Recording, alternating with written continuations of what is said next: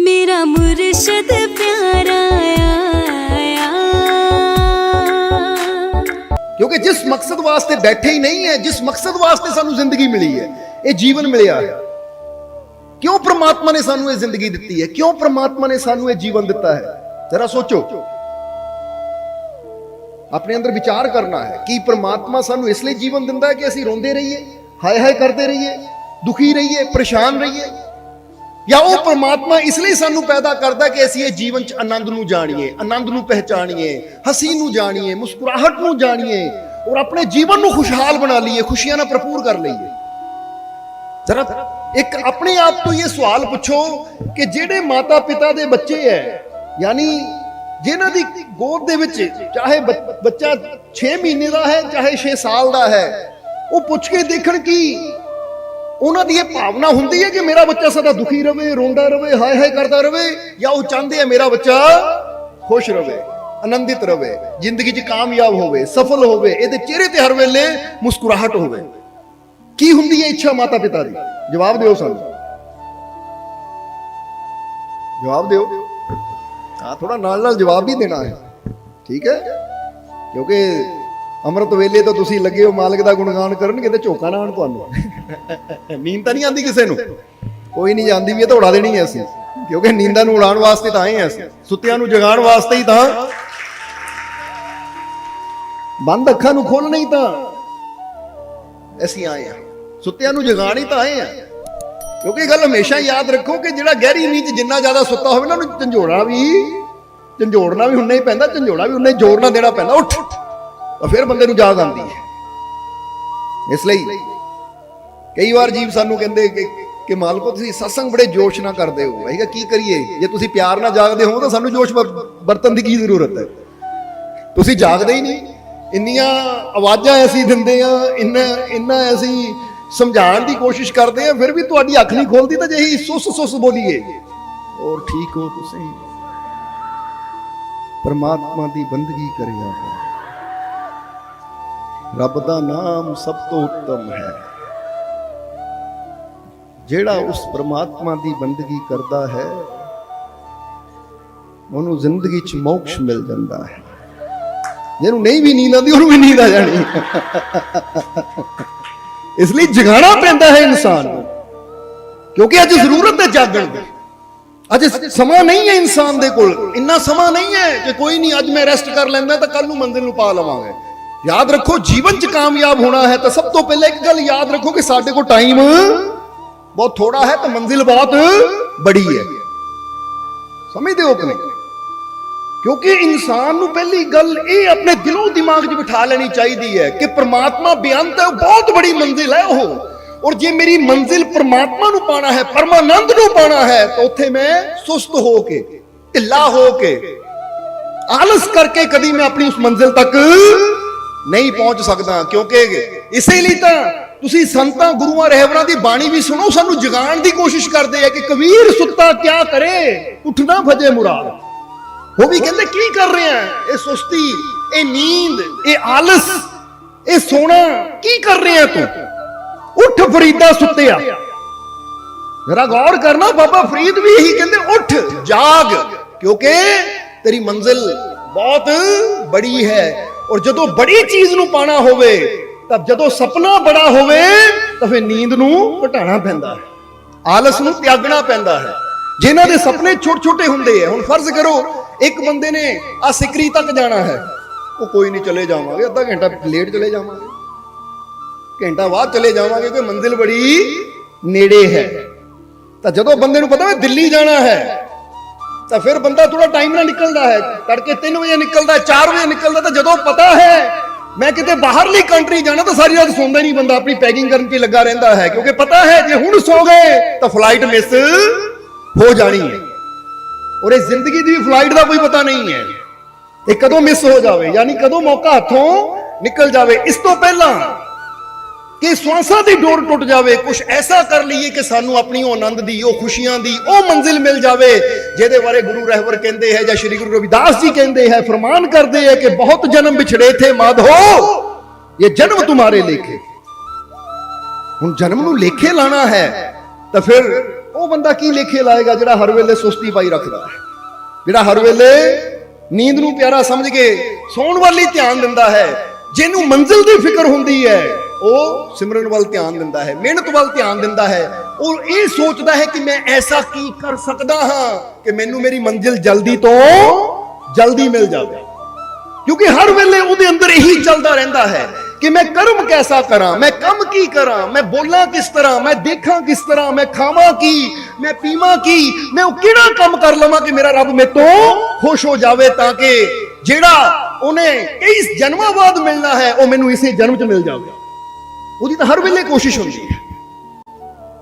ਇਸ ਲਈ ਇਹ ਟਾਈਮ ਹੈ ਇਹ ਜਾਣਨ ਦਾ, ਇਹ ਸਮਝਣ ਦਾ ਕਿ ਜੇ ਸਾਡੇ ਪ੍ਰਭੂ ਨੇ, ਸਾਡੇ ਮਾਲਿਕ ਨੇ ਸਾਨੂੰ ਇਹ ਜ਼ਿੰਦਗੀ ਦਿੱਤੀ ਹੈ, ਜੀਵਨ ਦਿੱਤਾ ਹੈ, ਤੇ ਇਸ ਲਈ ਨਹੀਂ ਦਿੱਤਾ, ਇੱਕ ਵਾਰ ਫਿਰ ਦੁਹਰਾਵਾਂਗੇ ਕਿ ਇਸ ਲਈ ਨਹੀਂ ਜੀਵਨ ਦਿੱਤਾ ਕਿ ਅਸੀਂ ਹਾਏ ਹਾਏ ਕਰਦੇ ਰਹੀਏ, ਹਰ ਵੇਲੇ ਰੋਂਦੇ ਰਹੀਏ, ਹਰ ਵੇਲੇ ਦੁਖੀ, ਉਦਾਸ, ਚਿੰਤਿਤ ਰਹੀਏ। ਕਿਉਂਕਿ ਕੋਈ ਪਿਤਾ ਕਦੀ ਬੱਚੇ ਨੂੰ ਇਸ ਲਈ ਪੈਦਾ ਨਹੀਂ ਕਰਦਾ ਕਿ ਹਰ ਵੇਲੇ ਰੋਈ ਜਾਵੇ, ਹਰ ਵੇਲੇ ਦੁਖੀ ਰਵੇ, ਹਰ ਵੇਲੇ ਹਾਏ ਹਾਏ ਕਰੀ ਜਾਵੇ।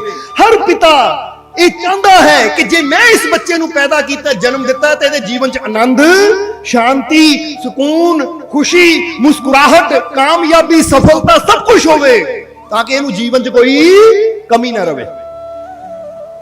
ਸਮਝਦੇ ਹੋ? ਹੁਣ ਦੁਨਿਆਵੀ ਪਿਤਾ, ਦੁਨਿਆਵੀ ਬਾਪ ਦੀ ਜਿੰਨੀ ਕੁ ਤਾਕਤ ਹੁੰਦੀ ਹੈ, ਜਿੰਨੀ ਕੁ ਹੈਸੀਅਤ ਹੁੰਦੀ ਹੈ, ਉਹ ਉਸ ਹਿਸਾਬ ਨਾਲ ਕੋਸ਼ਿਸ਼ ਕਰਦਾ ਹੈ ਆਪਣੇ ਬੱਚੇ ਨੂੰ ਹਰ ਖੁਸ਼ੀ ਦੇਣ ਦੀ, ਆਪਣੇ ਬੱਚੇ ਦਾ ਹਰ ਦੁੱਖ ਦਰਦ ਦੂਰ ਕਰਨ ਦੀ। ਤਾਂ ਜ਼ਰਾ ਸੋਚੋ ਕਿ ਸਾਡਾ ਸਾਰਿਆਂ ਦਾ ਪਿਤਾ ਕੌਣ ਹੈ? ਸਾਡਾ ਸਾਰਿਆਂ ਨੂੰ ਜਨਮ ਦੇਣ ਵਾਲਾ ਇੱਕ ਪਿਤਾ, ਇੱਕੋ ਹੀ ਹੈ ਸਾਡਾ ਸਭ ਦਾ ਪਿਤਾ, ਇੱਕੋ ਹੀ ਦੀ ਅਸੀਂ ਸਾਰੇ ਬੱਚੇ ਆ। ਔਰ ਉਹ ਐਡਾ ਸਰਵ ਸ਼ਕਤੀਸ਼ਾਲੀ ਹੈ, ਉਹ ਸਾਨੂੰ ਰੋਂਦਾ, ਤੜਫਦਾ, ਚਿੰਤਿਤ, ਡਰਿਆ ਹੋਇਆ, ਅਸਫਲ ਨਹੀਂ ਦੇਖਣਾ ਚਾਹੁੰਦਾ। ਉਹ ਵੀ ਸਾਨੂੰ ਨਿਡਰ, ਸਾਹਸੀ, ਕਾਮਯਾਬ, ਸਫਲ, ਜੋਸ਼ ਨਾਲ, ਹਿੰਮਤ ਨਾਲ, ਹੌਸਲੇ ਨਾਲ, ਸਾਹਸ ਨਾਲ ਭਰਿਆ ਹੋਇਆ ਦੇਖਣਾ ਚਾਹੁੰਦਾ ਹੈ ਕਿ ਮੇਰਾ ਬੱਚਾ, ਜੇ ਮੈਂ ਸ਼ਕਤੀਸ਼ਾਲੀ ਹਾਂ, ਯਾਨੀ ਪਿਤਾ ਸੋਚਦਾ ਹੈ, ਕਹਿੰਦਾ ਹੈ, ਜੇ ਮੈਂ ਸ਼ਕਤੀਸ਼ਾਲੀ ਹਾਂ ਤਾਂ ਇਹ ਮੇਰੀ ਅੰਸ਼ ਹੈ, ਇਹ ਮੇਰਾ ਬੱਚਾ ਹੈ, ਇਹ ਕਿੱਦਾਂ ਕਮਜ਼ੋਰ ਹੋ ਸਕਦਾ ਹੈ? ਇਸ ਲਈ ਬਸ ਉਸ ਸ਼ਕਤੀ ਨੂੰ, ਉਸ ਆਨੰਦ ਦੇ ਰਾਜ ਨੂੰ ਅਸੀਂ ਸਮਝਣਾ ਹੈ। ਇਸ ਲਈ ਦੱਸਿਆ ਕਿ ਖੁਸ਼ੀਆਂ ਨੂੰ ਕਿਸ ਤਰ੍ਹਾਂ ਅਸੀਂ ਹਾਸਲ ਕਰ ਸਕਦੇ ਹਾਂ, ਔਰ ਆਪਣੇ ਜੀਵਨ ਚੋਂ ਦੁੱਖਾਂ ਨੂੰ ਕਿਸ ਤਰ੍ਹਾਂ ਵਿਦਾ ਕਰ ਸਕਦੇ ਹਾਂ, ਇਹ ਵੀ ਇੱਕ ਢੰਗ ਹੁੰਦਾ ਹੈ, ਇੱਕ ਤਰੀਕਾ ਹੁੰਦਾ, ਇੱਕ ਰਾਜ ਹੁੰਦਾ ਹੈ। ਜਿਹਦਾ ਇੱਕ ਸ਼ਬਦ ਅੰਦਰ ਆਇਆ ਨਾ ਕਿ ਕੰਦਲੀ ਸੀਪ ਭੁਜੰਗ ਮੁਖ, ਕੰਦਲੀ ਸੀਪ ਭੁਜੰਗ ਮੁਖ, एक स्वाति गुण तीन, जैसी संगत कीजिए तैसो ही फल दीन। जरा गौर करना कि एक बूंद हुंदी है, हुण आ बारिश हो रही है ना, अगर देखा जाए स्वाति दियां बूंदा वरस रही हैं, समझते हो कि नहीं? इस करके ये बारिश का भी एक अपना आनंद है, ये बारिश का भी एक अपना लाभ है, ये बारिश का भी एक अपना फायदा है। क्योंकि जदों यही बरसात धरती ते हुंदी है तां थल्लियों तुसीं देखदे हो ना, धरती अंदरों पौधे निकलदे है, फल निकलदे है, फसल निकलदी है, वो अनाज सानू जीवन दिंदा है। तां यही बारिश जदों समुंदर ते वरसदी है तां यही सीप अंदर मोती पैदा कर दिंदी है। इसदा मतलब कितनी कीमती है बारिश, जरा सोच के देखो। और यही बारिश अगर इंसान दे जीवन च ना, जिद्दां बंदा कहंदा है कि मैनू अंदर किसी नू गर्मी का रोग हुंदा है कि मेरे लीवर च गर्मी है या मेरे शरीर ते पित्त बड़ी है, पित्त समझदे हो ना, कि छोटी छोटी फिंसियां होंदी, बड़ी खारिश हुंदी है। अगर यही बारिश विच इंसान इशनान करता है, बारिश दी बूंदां सीधियां साडे ब्रेन ते, साडे सिर ते गिरदियां है, जिथे सहस्त्रार चक्कर है, या साडे जिस्म ते सीधियां बूंदां गिरदियां है, तो इंसान दी पित्त भी ठीक हो जाती है, यानी ਉਹ ਜਿਹੜੀ ਖਾਰਿਸ਼ ਦੀ ਬਿਮਾਰੀ ਹੁੰਦੀ ਉਹ ਵੀ ਠੀਕ ਹੋ ਜਾਂਦੀ, ਤੇ ਇਨਸਾਨ ਦੇ ਅੰਦਰ ਇੱਥੇ ਬੂੰਦਾ ਗਿਰਨ ਨਾਲ ਲੀਵਰ ਦੀ ਗਰਮੀ ਵੀ ਚੱਕੀ ਜਾਂਦੀ ਹੈ। ਕਿੱਡੇ ਗੁਣ ਹੈ ਇਸ ਬਾਰਿਸ਼ ਦੇ ਅੰਦਰ, ਸਮਝਦੇ ਹੋ ਕਿ ਨਹੀਂ? ਯਾਨੀ ਕਹਿਣ ਦਾ ਮਤਲਬ ਪ੍ਰਮਾਤਮਾ ਨੇ ਜੋ ਪੈਦਾ ਕੀਤਾ ਹੈ ਉਹਦੇ ਪਿੱਛੇ ਕੋਈ ਨਾ ਕੋਈ ਰਾਜ ਹੈ, ਬਸ ਉਸ ਰਾਜ ਨੂੰ ਸਮਝਣ ਦੀ ਜ਼ਰੂਰਤ ਹੈ। ਕਈ ਵਾਰ ਫਾਇਦੇ ਤਾਂ ਚੀਜ਼ਾਂ ਦੇ ਬਹੁਤ ਹੁੰਦੇ ਹੈ, ਪਰ ਸਾਡੀ ਨਾ ਸਮਝੀ ਕਰਕੇ, ਸਾਨੂੰ ਸਮਝਣਾ ਹੋਣ ਕਰਕੇ ਅਸੀਂ ਉਹਨਾਂ ਫਾਇਦਿਆਂ ਦਾ फायदा उठा ही नहीं पाते, बल्कि उत्थे भी सोच लैके बैठे रहते माड़ा हो रहा है, बुरा हो रहा है, क्यों हो रहा, काते हो रहा है, हालांकि पता नहीं कि वो कुदरत दी बनाई हुई, वो रब दी बनाई एक एक चीज इंसान वास्ते बहुत कीमती है। ਇਨਸਾਨ ਦੇ ਜੀਵਨ ਵਾਸਤੇ ਬਹੁਤ ਲਾਭਦਾਇਕ ਹੈ। ਔਰ ਇੱਥੇ ਇਸ ਸ਼ਬਦ ਵਿੱਚ ਦੱਸਿਆ ਹੈ ਸੀ ਕਿ ਜਿਸ ਤਰ੍ਹਾਂ ਇਹ ਸ਼ਬਦ ਵਿੱਚ ਬੜਾ ਪਿਆਰਾ ਆਇਆ ਹੈ ਕਿ ਸਵਾਤੀ, ਉਹ ਪਾਣੀ ਦੀ ਬੂੰਦ ਇੱਕੋ ਹੀ ਹੁੰਦੀ ਹੈ, ਪਰ ਉਸ ਪਾਣੀ ਦੀ ਬੂੰਦ ਨੂੰ ਜਿੱਦਾਂ ਦਾ ਅੱਗੇ ਸੰਗ ਮਿਲਦਾ ਹੈ ਨਾ, ਸਮਝਦੇ ਹੋ ਕਿ ਨਹੀਂ? ਹੁਣ ਤੁਸੀਂ ਇੱਕ ਬਰਤਨ 'ਚ ਪਾਣੀ ਲਿਆ ਹੈ, ਉਹ ਪਾਣੀ ਤੁਸੀਂ ਇੱਕ ਗਮਲੇ ਦੇ ਵਿੱਚ ਗੁਲਾਬ ਦਾ ਪੌਦਾ ਲਾਇਆ ਹੈ, ਦੂਜੇ ਗਮਲੇ ਦੇ ਵਿੱਚ ਮਿਰਚ ਦਾ ਪੌਦਾ ਲਾਇਆ ਹੈ, ਹਰੀ ਮਿਰਚ, ਤੀਸਰੇ ਗਮਲੇ ਦੇ ਵਿੱਚ ਤੁਸੀਂ ਗੰਨੇ ਦਾ ਪੌਦਾ ਲਾਇਆ ਹੈ, ਸਮਝਦੇ ਹੋ ਕਿ ਨਹੀਂ? ਹੁਣ ਇੱਕੋ ਹੀ ਪਾਣੀ ਜੱਗ ਦਾ ਤੁਸੀਂ ਗੁਲਾਬ ਨੂੰ ਪਾਉਂਗੇ ਜੜ੍ਹਾਂ ਨੂੰ, ਔਰ ਉਹੀ ਪਾਣੀ ਜੱਗ ਦਾ ਤੁਸੀਂ ਮਿਰਚ ਦੀਆਂ ਜੜ੍ਹਾਂ 'ਚ ਪਾਉਂਗੇ, ਔਰ ਚੌਥਾ ਪੌਦਾ ਨਿੰਮ ਦਾ ਵੀ ਲੈ ਲਈਏ ਕਿ ਉਹੀ ਪਾਣੀ ਨਿੰਮ ਦੀਆਂ ਜੜ੍ਹਾਂ 'ਚ ਵੀ ਪਾਉਂਗੇ। ਹੁਣ ਪਾਣੀ ਇੱਕੋ ਹੀ ਹੈ, ਪਾਣੀ ਇੱਕੋ ਹੀ ਹੈ, ਪਰ ਜਦੋਂ ਗੁਲਾਬ ਦੀ ਜੜ੍ਹ 'ਚ ਜਾਏਗਾ ਤਾਂ ਗੁਲਾਬ ਦਾ ਫੁੱਲ ਨਿਕਲੇਗਾ, ਉਹ 'ਚੋਂ ਮਹਿਕ ਹੋਏਗੀ। ਜਦੋਂ ਮਿਰਚ ਦੀ ਜੜ੍ਹ ਵਿੱਚ ਜਾਏਗਾ ਤਾਂ ਉਹ ਮਿਰਚ ਨਿਕਲੇਗੀ ਜਿਹੜੀ ਕਿ ਬੜੀ ਤਿੱਖੀ ਹੁੰਦੀ ਹੈ, ਔਰ ਜਦੋਂ ਗੰਨੇ ਦੀ ਜੜ੍ਹ ਵਿੱਚ ਜਾਏਗਾ ਉਹੀ ਪਾਣੀ ਤਾਂ ਉੱਥੇ ਸ਼ੱਕਰ ਪੈਦਾ ਹੋਏਗੀ, ਯਾਨੀ ਰਸ ਪੈਦਾ ਹੋਏਗੀ, ਮਿਠਾਸ ਪੈਦਾ ਹੋਏਗੀ। ਔਰ ਜਦੋਂ ਉਹੀ ਪਾਣੀ ਨਿੰਮ ਦੀ ਜੜ੍ਹ 'ਚ ਜਾਏਗਾ ਤਾਂ ਫਿਰ ਉੱਥੋਂ ਕੀ ਨਿਕਲੇਗਾ? ਕੜਵਾਹਟ, ਕਿਉਂਕਿ ਨਿੰਮ ਅੰਦਰ ਕੜਵੀ ਹੁੰਦੀ ਹੈ। ਹੁਣ ਪਾਣੀ ਇੱਕੋ ਹੀ ਹੈ, ਪਾਣੀ ਇੱਕੋ ਹੀ ਹੈ, ਪਰ ਜਿੱਦਾਂ ਦੀ ਉਹਨੂੰ ਸੰਗਤ ਮਿਲਦੀ ਹੈ ਉਦਾਂ ਦੀ ਉਹਦੀ ਰੰਗਤ ਹੋ ਜਾਂਦੀ ਹੈ, ਉਦਾਂ ਦਾ ਉਹਦਾ ਅਸਰ ਹੋ ਜਾਂਦਾ ਹੈ। ਜਰਾ ਸਮਝਣਾ ਸਾਰਿਆਂ ਨੇ। ਇਸ ਲਈ ਇੱਥੋਂ ਕੀ ਪਤਾ ਲੱਗਦਾ ਹੈ ਕਿ ਪ੍ਰਮਾਤਮਾ ਪ੍ਰਭੂ ਇਹ ਸਾਨੂੰ ਸਿੱਖਿਆ ਦਿੰਦਾ ਹੈ, ਗਿਆਨ ਦਿੰਦਾ ਹੈ ਕਿ ਜਦੋਂ ਮੈਂ ਇਨਸਾਨ ਨੂੰ ਦੁਨੀਆ ਤੇ ਭੇਜਦਾ ਹਾਂ ਤਾਂ ਇਨਸਾਨ ਵੀ ਪਾਣੀ ਦੀ ਤਰ੍ਹਾਂ ਹੁੰਦਾ ਹੈ। ਇਸੇ ਲਈ ਤਾਂ ਵਿਗਿਆਨ ਵੀ ਕਹਿੰਦਾ ਹੈ ਕਿ 72% ਸਾਡੇ ਬੋਡੀ 'ਚ ਕੀ ਹੈ? ਪਾਣੀ। 72% ਪਾਣੀ ਹੈ ਸਾਡੇ ਸਰੀਰ 'ਚ। ਹੁਣ ਇਹ ਪਾਣੀ ਦਾ ਆਪਣਾ ਕੋਈ ਰੰਗ ਨਹੀਂ ਹੁੰਦਾ, ਆਪਣਾ ਕੋਈ ਸਵਾਦ ਨਹੀਂ ਹੁੰਦਾ, ਪਰ ਇਹ ਪਾਣੀ ਨੇ ਜਿਹਦੇ ਨਾਲ ਮਿਲਣਾ ਹੈ ਨਾ ਉਹਦਾ ਸਵਾਦ ਇਹਨੇ ਆਪਣੇ ਤੇ ਲੈ ਲੈਣਾ ਹੈ। ਤੁਸੀਂ ਦੁੱਧ 'ਚ ਪਾ ਦੋਗੇ ਤਾਂ ਦੁੱਧ ਦਾ ਸਵਾਦ ਆਣਾ ਸ਼ੁਰੂ ਹੋ ਜਾਏਗਾ, ਸ਼ੱਕਰ 'ਚ ਪਾ ਦੋਗੇ ਤਾਂ ਪਾਣੀ 'ਚੋਂ ਸ਼ੱਕਰ ਦਾ ਸਵਾਦ ਆਣਾ ਸ਼ੁਰੂ ਹੋ ਜਾਏਗਾ, ਪਾਣੀ ਨੂੰ ਨਮਕ 'ਚ ਪਾ ਦੋਗੇ ਤਾਂ ਪਾਣੀ ਵਿੱਚੋਂ ਕਾਹਦਾ ਸਵਾਦ ਆਏਗਾ? ਨਮਕ ਦਾ। ਪਾਣੀ ਦਾ ਆਪਣਾ ਕੋਈ ਸਵਾਦ ਨਹੀਂ ਹੈ, ਪਰ ਜਿਹਦੀ ਉਹਨਾਂ ਸੰਗਤ ਕਰਨੀ ਨਾ ਉਹਦਾ ਅਸਰ ਆਪਣੇ ਤੇ ਲੈਣਾ ਸ਼ੁਰੂ ਕਰ ਦੇਣਾ ਉਹਨਾਂ। ਇਸ ਲਈ ਯਾਦ ਰੱਖੋ ਕਿ ਤੁਹਾਡੇ ਸਰੀਰ 'ਚ ਵੀ ਜਿਹੜਾ 72% ਪਾਣੀ ਹੈ ਨਾ, ਇਹ ਵੀ ਉਹੀ ਕੰਮ ਕਰਦਾ ਹੈ ਕਿ ਤੁਸੀਂ ਜਿੱਦਾਂ ਦੀ ਸੰਗਤ ਵਿੱਚ ਬਹਿੰਦੇ ਹੋ, ਜਿੱਦਾਂ ਦੀ ਸੋਬਤ ਵਿੱਚ ਬਹਿੰਦੇ ਹੋ, ਉਦਾਂ ਦਾ ਪ੍ਰਭਾਵ ਤੁਹਾਡੇ ਜੀਵਨ ਤੇ ਹੋਣਾ ਸ਼ੁਰੂ ਹੋ ਜਾਂਦਾ ਹੈ। ਹੁਣ ਖੁਸ਼ੀਆਂ ਦਾ ਰਾਜ ਦੱਸਣ ਲੱਗੇ ਆ। ਪਹਿਲਾ ਪੁਆਇੰਟ ਇਹ ਨੋਟ ਕਰ ਲੈਣਾ, ਇਹ ਪਹਿਲਾ ਪੁਆਇੰਟ ਹੈ। ਜੇ ਖੁਸ਼ੀਆਂ ਨੂੰ ਜਾਣਨਾ ਚਾਹੁੰਦੇ, ਆਪਣੇ ਜੀਵਨ 'ਚ ਖੁਸ਼ੀ ਪਾਣਾ ਚਾਹੁੰਦੇ ਆ, ਆਪਣੇ ਜੀਵਨ 'ਚ ਖੁਸ਼ੀਆਂ ਹਾਸਲ ਕਰਨਾ ਚਾਹੁੰਦੇ ਆ, ਔਰ ਚਾਹੁੰਦੇ ਆ ਕਿ ਇਦਾਂ ਦੀ ਖੁਸ਼ੀ ਮਿਲੇ ਕਿ ਮੁੜ ਕੇ ਕਦੀ ਇਹ ਖੁਸ਼ੀ ਜਾਵੇ ਹੀ ਨਾ, ਤਾਂ ਇਹ ਪਹਿਲਾ ਸਟੈਪ ਜਿਹੜਾ ਹੈ, ਯਾਨੀ ਇਹ ਪਹਿਲਾ ਪੁਆਇੰਟ ਯਾਦ ਰੱਖਣਾ ਕਿ ਤੁਸੀਂ ਜਿੱਦਾਂ ਦੀ ਸੰਗਤ ਵਿੱਚ ਬੈਠਣਾ ਹੈ ਨਾ, ਉਦਾਂ ਦੇ ਹੀ ਤੁਹਾਡੀ ਰੰਗਤ ਬਣਨੀ ਸ਼ੁਰੂ ਹੋ ਜਾਣੀ ਹੈ। ਇਸ ਲਈ ਪਹਿਲਾਂ ਚੈੱਕ ਕਰੋ ਕਿ ਜੇ ਤੁਸੀਂ ਦੁਖੀਆਂ ਦੀ ਸੰਗਤ ਵਿੱਚ ਜ਼ਿਆਦਾ ਬੈਠੋਗੇ, ਜਿਹੜੇ ਹਰ ਵੇਲੇ ਆਪਣੇ ਦੁੱਖਾਂ ਦਾ ਹੀ ਰੋਣਾ ਰੋਂਦੇ ਰਹਿਣਗੇ, ਹਰ ਵੇਲੇ ਦੁੱਖ ਦੀਆਂ ਗੱਲਾਂ ਕਰਦੇ ਰਹਿਣਗੇ, ਹਰ ਵੇਲੇ ਪਰੇਸ਼ਾਨੀ ਦੀਆਂ ਗੱਲਾਂ ਕਰਦੇ ਰਹਿਣਗੇ, ਹਰ ਵੇਲੇ ਨੈਗੇਟਿਵਿਟੀ ਦੀਆਂ ਗੱਲਾਂ ਕਰਦੇ ਰਹਿਣਗੇ, ਇਦਾਂ ਦੇ ਲੋਕਾਂ ਕੋਲ ਬੈਠਣਾ ਤੁਹਾਡੀ ਨੈਗੇਟਿਵਿਟੀ ਵੀ, ਤੁਹਾਡੇ ਅੰਦਰ ਪੀੜਾ ਤਕਲੀਫ ਦੁੱਖ ਵੀ ਵੱਧਦਾ ਚਲਾ ਜਾਏਗਾ। ਸਮਝਦੇ ਹੋ ਕਿ ਨਹੀਂ? ਤਾਂ ਕਿਤੇ ਦੇਖੋ ਕਿ ਤੁਹਾਨੂੰ ਕੋਈ ਦੁੱਖ ਨਾ ਹੋਵੇ, ਤੁਸੀਂ ਬੜੇ ਮਜ਼ੇ ਨਾਲ ਜਾ ਰਹੇ ਹੋ, ਬੜੇ ਮਜ਼ੇ ਨਾਲ ਜਾ ਰਹੇ ਹੋ, ਗੁਨਗੁਨਾਉਂਦੇ ਜਾ ਰਹੇ ਹੋ, ਅਚਾਨਕ ਅੱਗੇ ਇਦਾਂ ਦੇ ਘਰ ਮੋੜ ਦੀ ਲੰਘਦੇ ਹੋ ਜਿੱਥੇ ਕਿਸੇ ਦੀ ਮੌਤ ਹੋਈ ਹੈ, ਜਿੱਥੇ ਸਾਰੇ ਰੋ ਰਹੇ ਹੈ। ਜੇ ਤੁਹਾਨੂੰ 5 ਮਿੰਟ ਵੀ ਉੱਥੇ ਬਹਿਣਾ ਪੈ ਜਾਵੇ ਨਾ, ਤੁਹਾਡੀਆਂ ਖੁਸ਼ੀਆਂ ਖਤਮ, ਔਰ ਤੁਹਾਡੇ ਅੰਦਰ ਵੀ ਇੱਕ ਦਰਦ, ਇੱਕ ਦੁੱਖ ਪੈਦਾ ਹੋ ਜਾਏਗਾ। ਤੁਹਾਨੂੰ ਵੀ ਆਪਣਾ ਗਿਆ ਹੋਇਆ ਕੋਈ ਨਾ ਕੋਈ ਯਾਦ ਆਏਗਾ, ਔਰ ਤੁਹਾਡੀਆਂ ਅੱਖਾਂ 'ਚ ਵੀ ਪਾਣੀ ਆਣਾ ਸ਼ੁਰੂ ਹੋ ਜਾਏਗਾ, ਕਿਉਂਕਿ ਪ੍ਰਭਾਵ ਹੈ। ਹੁਣ ਸਮਝ ਲਓ ਇਹ ਸਰੀਰ ਰੂਪੀ ਪਾਣੀ ਉਹ ਸੰਗਤ ਵਿੱਚ ਚਲਾ ਗਿਆ ਜਿੱਥੇ ਚਾਰੋਂ ਪਾਸੇ ਦੁੱਖ ਹੀ ਦੁੱਖ ਹੈ। ਹੁਣ ਉਹੀ એનર્ਜੀ ਇਹਨਾਂ ਆਪਣੇ ਤੇ ਲੈ ਲੈਣੀ ਹੈ, ਜਿੱਦਾਂ ਨਮਕ ਵਿੱਚ ਜਾ ਕੇ ਪਾਣੀ ਨਮਕ ਦੀ એનર્ਜੀ ਲੈ ਕੇ ਆਪ ਨਮਕੀਨ ਹੋ ਜਾਂਦਾ। ਸਮਝਦੇ ਹੋ ਕਿ ਨਹੀਂ? ਹੁਣ ਇਹਦਾ ਮਤਲਬ ਇਹ ਵੀ ਨਹੀਂ ਹੈ ਕਿ ਜਿੱਥੇ ਕਿਤੇ ਇਦਾਂ ਦਾ ਦੁੱਖ ਦਾ ਸਮਾਂ ਹੋਵੇ ਸਾਨੂੰ ਜਾਣਾ ਨਹੀਂ ਚਾਹੀਦਾ। ਆਪਣਿਆਂ ਦੇ ਕੋਲ ਦੁੱਖ ਦੇ ਸਮੇਂ ਖੜਨਾ ਸਾਡਾ ਫਰਜ਼ ਹੈ, ਪਰ ਆਪਣੇ ਅੰਦਰ ਸਾਨੂੰ ਇੰਨਾ ਇੱਕ ਵਿਵੇਕ ਚਾਹੀਦਾ ਹੈ, ਇੱਕ ਇੰਨਾ ਗਿਆਨ ਚਾਹੀਦਾ ਹੈ, ਇੰਨੀ ਸਮਝ ਚਾਹੀਦੀ ਹੈ ਕਿ ਇਦਾਂ ਦੇ ਹਾਲਾਤ ਵਿੱਚ ਰਹਿ ਕੇ ਵੀ ਇਹ ਚੀਜ਼ ਦਾ ਮੈਂ ਆਪਣੇ ਤੇ ਪ੍ਰਭਾਵ ਪੈਣ ਨਾ ਦੇਵਾਂ। ਔਰ ਇਹ ਹੋ ਸਕਦਾ ਹੈ, ਸਮਝਦੇ ਹੋ ਕਿ ਨਹੀਂ?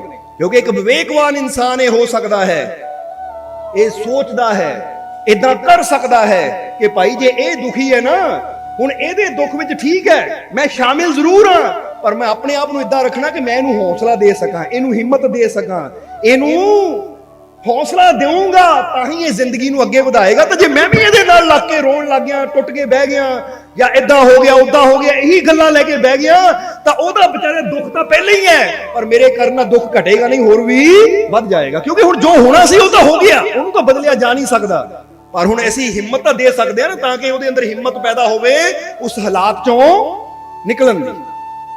ਸਮਝਦੇ ਹੋ ਸਾਡੀ ਗੱਲ? ਇਸ ਲਈ ਇਹ ਸਮਝਣਾ ਹੈ। ਹੁਣ ਇੱਕ ਦੁਖੀ ਇਨਸਾਨ ਅਗਰ ਇਦਾਂ ਦੀ ਸੰਗਤ ਵਿੱਚ ਚਲਾ ਜਾਵੇ ਜਿੱਥੇ ਖੁਸ਼ੀ ਹੋਵੇ, ਆਨੰਦ ਹੋਵੇ, ਨਾਚ ਹੋਵੇ, ਰੰਗ ਹੋਵੇ, ਜਿੱਥੇ ਚਾਰੋਂ ਪਾਸੇ ਮੁਸਕਰਾਹਟ ਹੋਵੇ, ਤਾਂ ਉਹ ਸੰਗਤ ਦਾ ਅਸਰ ਉਸ ਤੇ ਵੀ ਹੋਣਾ ਸ਼ੁਰੂ ਹੋ ਜਾਂਦਾ ਹੈ। ਇਸ ਲਈ ਇੱਥੇ ਦੱਸਿਆ ਕਿ ਕੰਦਲੀ ਸੀਪ ਭੁਜੰਗ ਮੁਖ ਏਕ ਸਵਾਤੀ ਗੁਣ ਤੀਨ, ਕਿ ਬੂੰਦ ਇੱਕੋ ਹੀ ਹੈ, ਪਰ ਅੰਬ ਦੇ ਪੇੜ ਦੇ ਕੋਲ ਜਿੱਦਾਂ ਦੱਸਿਆ ਉਹਦੀ ਜੜ 'ਚ ਜਾਂਦਾ ਹੈ ਪਾਣੀ ਤਾਂ ਉਹ ਮਿਠਾਸ ਬਣ ਜਾਂਦਾ ਹੈ, ਨਿੰਮ ਦੀ ਜੜ 'ਚ ਜਾਂਦਾ ਹੈ ਤਾਂ ਕੜਵਾਹਟ ਬਣ ਜਾਂਦਾ। ਔਰ ਇੱਥੇ ਦੱਸਿਆ ਕੰਦਲੀ ਕੇਲੇ ਦੇ ਪੇੜ ਨੂੰ ਵੀ ਕਹਿ ਦਿੱਤਾ ਜਾਂਦਾ ਹੈ, ਜਰਾ ਸਮਝਣਾ। ਭੁਜੰਗ ਸਰਪ ਨੂੰ ਕਹਿ ਦਿੱਤਾ ਜਾਂਦਾ ਹੈ, ਔਰ ਸੀਪ ਤਾਂ ਤੁਸੀਂ ਸਾਰੇ ਜਾਣਦੇ ਹੋ ਕਿ ਜਿਹਦੇ ਚੋਂ ਮੋਤੀ ਨਿਕਲਦੇ ਆ। ਕੰਦਲੀ ਸੀਪ ਭੁਜੰਗ ਮੁਖ, ਸੱਪ ਦੇ ਮੂੰਹ 'ਚ ਗਈ ਬੂੰਦ ਜ਼ਹਿਰ ਦਾ ਰੂਪ ਲੈ ਲੈਂਦੀ ਹੈ, ਔਰ ਸੀਪ ਦੇ ਮੂੰਹ 'ਚ ਗਈ ਬੂੰਦ ਮੋਤੀ ਦਾ ਰੂਪ ਲੈ ਲੈਂਦੀ ਹੈ, ਔਰ ਉਦਾਂ ਦਾ ਪ੍ਰਭਾਵ, ਉਦਾਂ ਦਾ ਅਸਰ ਉਹਨੂੰ ਹਾਸਿਲ ਹੋ ਜਾਂਦਾ ਹੈ। ਇਸ ਲਈ ਅਗਰ ਤੁਸੀਂ ਜੀਵਨ 'ਚ ਮੋਤੀ ਬਣਨਾ ਚਾਹੁੰਦੇ ਹੋ ਤਾਂ ਫਿਰ ਸੰਤਾਂ, ਗੁਰੂਆਂ, ਰਹਿਬਰਾਂ ਜਾਂ ਅੱਛੀ ਸੰਗਤ ਵਿੱਚ ਬੈਠੋ, ਕਿਉਂਕਿ ਅੱਛੀ ਸੰਗਤ ਸੀਪ ਦੇ ਸਮਾਨ ਹੈ। ਇਹ ਯਾਦ ਰੱਖਣਾ, ਇਹ ਪਹਿਲਾ ਪੁਆਇੰਟ। ਅਗਰ ਅੱਛੀ ਸੰਗਤ ਵਿੱਚ ਤੁਸੀਂ ਬਹਿੰਦੇ ਹੋ ਤਾਂ ਤੁਹਾਡਾ ਜੀਵਨ ਕੀਮਤੀ ਹੋ ਜਾਂਦਾ ਹੈ, ਤੁਸੀਂ ਪਾਣੀ ਤੋਂ ਮੋਤੀ ਬਣ ਜਾਂਦੇ ਹੋ, ਔਰ ਮੋਤੀ ਦੀ ਇੱਕ ਕੀਮਤ ਹੁੰਦੀ ਹੈ, ਉਹ ਅਨਮੋਲ ਹੁੰਦਾ ਹੈ। ਇਸ ਲਈ ਤੁਹਾਡਾ ਜੀਵਨ ਵੀ ਕੀਮਤੀ ਹੋ ਸਕਦਾ ਹੈ ਅਗਰ ਤੁਸੀਂ ਅੱਛੀ ਸੋਭਤ ਵਿੱਚ ਬੈਠਣਾ ਸ਼ੁਰੂ ਕਰ ਦਿਓ ਔਰ ਬੁਰੀ ਸੋਭਤ ਤੋਂ ਆਪਣੇ ਆਪ ਨੂੰ ਬਚਾਉਣਾ ਸ਼ੁਰੂ ਕਰ ਦਿਓ। ਇਹ ਪਹਿਲਾ ਪੁਆਇੰਟ ਯਾਦ ਰੱਖਣਾ। ਸਮਝਦੇ ਹੋ ਕਿ ਨਹੀਂ? ਕਿਹੜਾ ਪੁਆਇੰਟ ਹੈ ਕਿ ਮੈਂ ਜਿੱਦਾਂ ਦੀ ਸੰਗਤ ਕਰਨੀ ਨਾ, ਜਿੱਦਾਂ ਦੇ ਲੋਕਾਂ 'ਚ ਉੱਠਣਾ ਬੈਠਣਾ ਹੈ, ਉਦਾਂ ਦਾ ਮੇਰੇ ਜੀਵਨ ਤੇ ਪ੍ਰਭਾਵ ਪੈਣਾ ਹੈ। ਅਗਰ ਮੈਂ ਅੱਛੇ ਲੋਕਾਂ ਦੀ ਸੰਗਤ ਕਰੂੰਗਾ, ਜਿਨ੍ਹਾਂ ਦੇ ਅੰਦਰ ਪੋਜ਼ਿਟਿਵਿਟੀ ਹੈ, ਜੋ ਅੱਛੀਆਂ ਗੱਲਾਂ ਕਰਦੇ ਹੈ, ਜੋ ਅੱਛੇ ਵਿਚਾਰ ਕਰਦੇ ਹੈ, ਜਿਨ੍ਹਾਂ ਦੇ ਜ਼ੁਬਾਨ ਤੇ ਹਮੇਸ਼ਾ ਰੱਬ ਦੀ ਗੱਲ ਹੁੰਦੀ ਹੈ, ਵਿਸ਼ਵਾਸ ਦੀ ਗੱਲ ਹੁੰਦੀ ਹੈ, ਹਿੰਮਤ ਹੌਸਲੇ ਦੀ ਗੱਲ ਹੁੰਦੀ ਹੈ, ਅਗਰ ਮੈਂ ਉਹਨਾਂ ਦੇ ਕੋਲ ਬੈਠਣਾ ਸ਼ੁਰੂ ਕਰੂੰਗਾ ਤਾਂ ਮੇਰੇ ਜੀਵਨ 'ਚ ਵੀ ਹਿੰਮਤ, ਹੌਸਲਾ, ਸਾਹਸ ਵਧਣਾ ਸ਼ੁਰੂ ਹੋ ਜਾਏਗਾ। ਤਾਂ ਜੇ ਮੈਂ ਡਰਪੋਕਾਂ ਕੋਲ ਬੈਠੂੰਗਾ ਤਾਂ ਹੌਲੀ ਹੌਲੀ ਮੇਰੇ ਅੰਦਰ ਵੀ ਡਰ ਪੈਦਾ ਹੋਣਾ ਸ਼ੁਰੂ ਹੋ ਜਾਏਗਾ। ਇਹ ਤਾਂ ਕਦੀ ਤੁਸੀਂ ਦੇਖਣਾ, ਸਮਝਦੇ ਹੋ ਕਿ ਨਹੀਂ? ਕਦੀ ਤੁਸੀਂ ਦੇਖਣਾ ਕਿ ਇੱਕ ਆਦਮੀ, ਰਾਤ ਦਾ ਟਾਈਮ ਹੈ, ਇੱਕ ਰਸਤੇ ਤੋਂ ਹੀ ਗੁਜ਼ਰਦਾ ਹੈ। ਹੁਣ ਤੁਸੀਂ ਦੋ ਜਣੇ ਕੀ ਕਰ ਲਓ, ਪਲੈਨਿੰਗ ਕਰ ਲਓ, ਇਸ ਰਸਤੇ ਜਾਣ ਵਾਲੇ ਬੰਦੇ ਨੂੰ ਡਰਾਣਾ ਹੈ ਅਸੀਂ। ਸਮਝਦੇ ਹੋ ਕਿ ਨਹੀਂ? ਹੁਣ ਡਰਾਣਾ ਕਿੱਦਾਂ? ਉਹ ਆਦਮੀ ਆ ਰਿਹਾ ਇਧਰੋਂ, ਉਹ ਰੋਜ਼ ਇਸੇ ਰਸਤੇ ਤੋਂ ਹੀ ਜਾਂਦਾ ਹੈ, ਇਸੇ ਰਸਤੇ ਤੋਂ ਹੀ ਆਉਂਦਾ ਹੈ, ਪਰ ਇਸ ਵਾਰ ਰਾਤ ਨੂੰ ਜਦੋਂ ਜਾ ਰਿਹਾ ਹੈ ਤਾਂ ਤੁਸੀਂ ਉਧਰੋਂ ਦੌੜੇ ਦੌੜੇ ਆਓ, ਦੋ ਜਣੇ ਡਰੇ ਹੋਏ ਆਓ। ਉਹਨੂੰ ਕਹੋ ਕਿੱਧਰ ਚੱਲਾਂ? ਇੱਧਰ ਜਾ ਰਿਹਾ। ਉਹ ਭਾਈ ਨਾ ਜਾਈ, ਅੱਗੇ ਬੜੀ ਖਤਰਨਾਕ ਭੂਤ ਦੇਖਿਆ ਮੈਂ, ਪ੍ਰੇਤ ਦੇਖਿਆ ਮੈਂ, ਅਸੀਂ ਤਾਂ ਦੌੜ ਚੱਲੇ ਆ। ਤੁਸੀਂ ਦੇਖੋਗੇ ਕਿ ਉਹ ਜਿਹੜਾ ਆਦਮੀ ਰੋਜ਼ ਗੁਜ਼ਰਨ ਵਾਲਾ ਹੈ ਨਾ, ਕਿਤੇ ਨਾ ਕਿਤੇ ਉਹਦੇ ਅੰਦਰ ਵੀ ਇੱਕ ਡਰ ਆ ਜਾਏਗਾ। ਹੁਣ ਜਾਏਗਾ ਉਹ, ਪਰ ਡਰਿਆ ਹੋਇਆ ਜਾਏਗਾ। ਜਾਣਾ ਉਹਦੀ ਮਜਬੂਰੀ ਹੈ, ਕਿਉਂਕਿ ਪਿੰਡ ਉਹਦਾ ਉੱਧਰ ਹੈ, ਘਰ ਉੱਧਰ ਹੈ, ਪਰ ਅੰਦਰ ਇੱਕ ਨਾ ਇੱਕ ਡਰ ਹੋਏਗਾ ਕਿ ਜੇ ਦੋ ਬੰਦੇ ਡਰ ਸਕਦੇ ਆ ਤਾਂ ਫਿਰ ਭਾਈ ਕਿਤੇ ਮੈਨੂੰ ਵੀ ਕੋਈ ਚੀਜ਼ ਇਦਾਂ ਦੀ ਵਾਕਿਆ ਕੋਈ ਗੱਲ ਹੋਣੀ ਹੈ ਜਿਹੜਾ ਇਹ ਡਰੇ ਹੋਏ ਹੈ। ਇਹਦਾ ਮਤਲਬ ਹੈ, ਹੁਣ ਅਸੀਂ ਕਈ ਵਾਰ ਦੱਸੀਦਾ ਨਾ, ਘਰ ਦੇ ਵਿੱਚ ਜੇ ਦੋ ਮੈਂਬਰ ਚੂਹੇ ਤੋਂ ਡਰਨ ਵਾਲੇ ਆ ਨਾ, ਉਹਨਾਂ ਦੇ ਛੋਟੇ ਛੋਟੇ ਬੱਚੇ ਵੀ ਚੂਹੇ ਤੋਂ ਡਰਨਗੇ, ਕਿਉਂਕਿ ਉਹਨਾਂ ਦਾ ਡਰ ਉਹਨਾਂ ਅੰਦਰ ਵੀ ਸ਼ਿਫਟ ਹੋ ਜਾਂਦਾ ਹੈ। ਤਾਂ ਜੇ ਦੋ ਬੰਦੇ ਹਿੰਮਤ ਵਾਲੇ ਹੈ, ਹੌਸਲੇ ਵਾਲੇ ਹੈ, ਤੇ ਇੱਕ ਬੰਦਾ ਡਰਪੋਕ ਹੈ ਨਾ, ਤਾਂ ਹਿੰਮਤ ਵਾਲੇ ਉਹ ਡਰਪੋਕ ਨੂੰ ਵੀ ਆਪਣੇ ਨਾਲ ਲੈ ਕੇ ਚੱਲਣਗੇ। ਚੱਲ ਕੁਛ ਨਹੀਂ ਹੁੰਦਾ, ਚੱਲ ਦੇਖਦੇ ਆਂ ਅਸੀਂ। ਤਾਂ ਉਹ ਵੀ ਉਹਦੇ ਨਾਲ, ਜਦੋਂ ਹਿੰਮਤ ਵਾਲਿਆਂ ਨਾਲ ਉਹ ਡਰਿਆ ਹੋਇਆ ਇਨਸਾਨ ਵੀ ਚਲੇਗਾ ਤਾਂ ਉਹਦੀ ਹਿੰਮਤ ਵੀ ਵਧਣੀ ਸ਼ੁਰੂ ਹੋ ਜਾਏਗੀ। ਸਮਝਦੇ ਹੋ ਕਿ ਨਹੀਂ? ਇਸ ਲਈ ਥੋੜਾ ਚੈੱਕ ਕਰਿਆ ਕਰੋ ਤੁਸੀਂ ਕਿ ਤੁਹਾਡੇ ਘਰ ਦੇ ਵਿੱਚ ਜਾਂ ਵਾਤਾਵਰਣ ਦੇ ਵਿੱਚ ਅਗਰ ਤੁਸੀਂ ਦੁਖੀ ਹੋ, ਉਦਾਸ ਹੋ, ਪਰੇਸ਼ਾਨ ਹੋ, ਨੈਗੇਟਿਵਿਟੀ ਨਾਲ ਭਰੇ ਹੋ, ਤੇ ਇਹਦਾ ਮਤਲਬ ਤੁਹਾਡੀ ਸੰਗਤ ਵੀ ਨੈਗੇਟਿਵਿਟੀ ਵਾਲੇ ਲੋਕਾਂ ਨਾਲ ਹੀ ਜ਼ਿਆਦਾ ਹੈ, ਬੁਰੇ ਲੋਕਾਂ ਨਾਲ ਜ਼ਿਆਦਾ। ਬੁਰੇ ਲੋਕਾਂ ਦਾ ਮਤਲਬ ਇਹ ਨਹੀਂ ਕਿ ਚੋਰਾਂ ਨਾਲ, ਠੱਗਾਂ ਨਾਲ। ਬੁਰੇ ਲੋਕਾਂ ਦਾ ਮਤਲਬ ਹੈ ਜਿਹੜੇ ਹਰ ਵੇਲੇ ਡਰੇ ਰਹਿੰਦੇ ਆ, ਚਿੰਤਾ ਕਰਦੇ ਰਹਿੰਦੇ ਆ, ਜਿਨ੍ਹਾਂ ਦੇ ਹਰ ਵੇਲੇ ਅੰਦਰ ਬੁਰੀ ਸੋਚ ਚੱਲਦੀ ਰਹਿੰਦੀ ਹੈ, ਕਿਤੇ ਮੇਰਾ ਆਹ ਨਾ ਹੋ ਜਾਵੇ, ਆਹ ਨੁਕਸਾਨ ਨਾ ਹੋ ਜਾਵੇ, ਉਹ ਬੁਰਾ ਨਾ ਹੋ ਜਾਵੇ। ਇਹਨਾਂ ਨੂੰ ਵੀ ਅਸੀਂ ਕਹਿ ਸਕਦੇ ਹਾਂ ਕਿ ਇਹ ਡਰੇ ਹੋਏ, ਚਿੰਤਿਤ ਹੈ, ਔਰ ਇਹਨਾਂ ਦੀ ਸੋਚ 'ਚ ਬੈਠਣ ਨਾਲ ਸਾਡੀ ਚਿੰਤਾ, ਸਾਡਾ ਡਰ ਵੀ ਵਧਣਾ ਹੈ। ਸਮਝ ਆ ਗਈ? ਇਹ ਪਹਿਲਾ ਪੁਆਇੰਟ ਯਾਦ ਰੱਖਣਾ। ਹੁਣ ਦੂਜੇ ਪੁਆਇੰਟ ਤੇ ਆ ਜਾਈਏ ਕਿ ਕਿਹੜਾ ਇਨਸਾਨ ਦੁਖੀ ਹੁੰਦਾ ਹੈ ਔਰ ਕਿਹੜਾ ਇਨਸਾਨ ਸੁਖੀ ਹੁੰਦਾ ਹੈ। ਸਮਝਦੇ ਹੋ ਕਿ ਨਹੀਂ?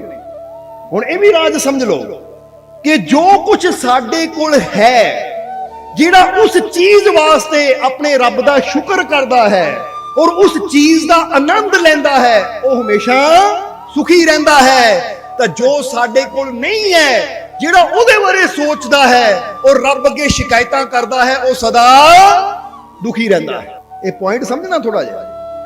ਇਹਨੂੰ ਇਦਾਂ ਸਮਝ ਲਓ, ਇੱਕ ਕਹਾਣੀ ਦੇ ਜ਼ਰੀਏ ਸਮਝਾਈਏ ਕਿ ਤਿੰਨ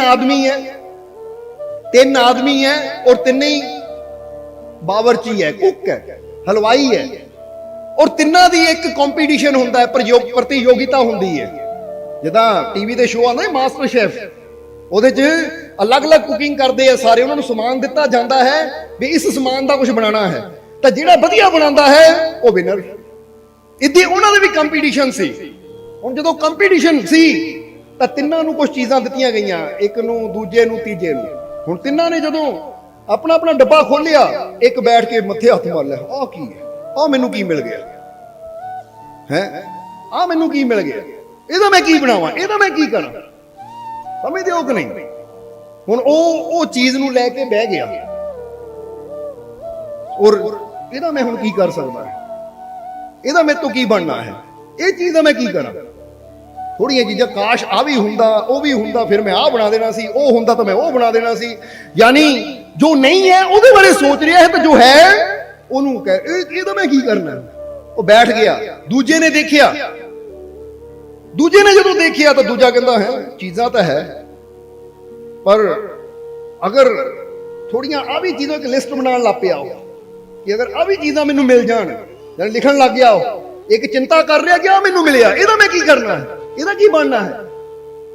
ਔਰ ਦੂਸਰਾ ਲਿਸਟ ਬਣਾਉਣ ਲੱਗ ਗਿਆ ਕਿ ਆਹ ਚੀਜ਼ਾਂ ਹੈ ਨਹੀਂ, ਆਹ ਚੀਜ਼ਾਂ ਹੈ, ਅਗਰ ਆਹ ਚੀਜ਼ਾਂ ਹੋਰ ਆ ਜਾਣ ਤਾਂ ਮੈਂ ਬਹੁਤ ਕੁਝ ਬਣਾ ਸਕਦਾ ਹਾਂ।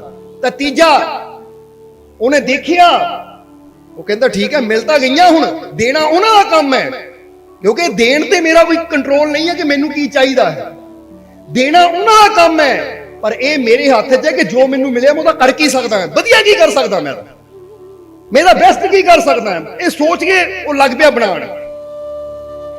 15 ਮਿੰਟ ਦਾ ਟਾਈਮ ਸੀ, 15 ਮਿੰਟ ਦੇ ਵਿੱਚ ਇੱਕ ਤਾਂ ਬਹਿ ਗਿਆ ਕਿ ਮੈਨੂੰ ਉਹ ਮਿਲ ਜਾਂਦਾ, ਆਹ ਮਿਲ ਜਾਂਦਾ। ਉਹ ਸੁਪਨੇ ਦੇਖ ਰਿਹਾ ਹੈ ਕਿ ਮੈਂ ਇਦਾਂ ਕਰ ਦੇਣਾ ਸੀ, ਮੈਂ ਉਦਾਂ ਕਰ ਦੇਣਾ ਸੀ।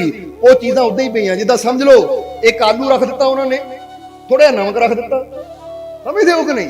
ਹੁਣ ਇਹ ਦੋ ਚੀਜ਼ਾਂ ਦੇ ਦਿੱਤੀਆਂ ਤਿੰਨਾਂ ਨੂੰ, ਉਹਨੂੰ ਵੀ ਨਮਕ ਆਲੂ, ਉਹਨੂੰ ਵੀ ਨਮਕ ਆਲੂ, ਉਹਨੂੰ ਵੀ ਨਮਕ ਆਲੂ। ਇੱਕ ਸੋਚਦਾ ਇਕੱਲੇ ਆਲੂ ਆ, ਮੈਂ ਕੀ ਬਣਾਵਾਂ।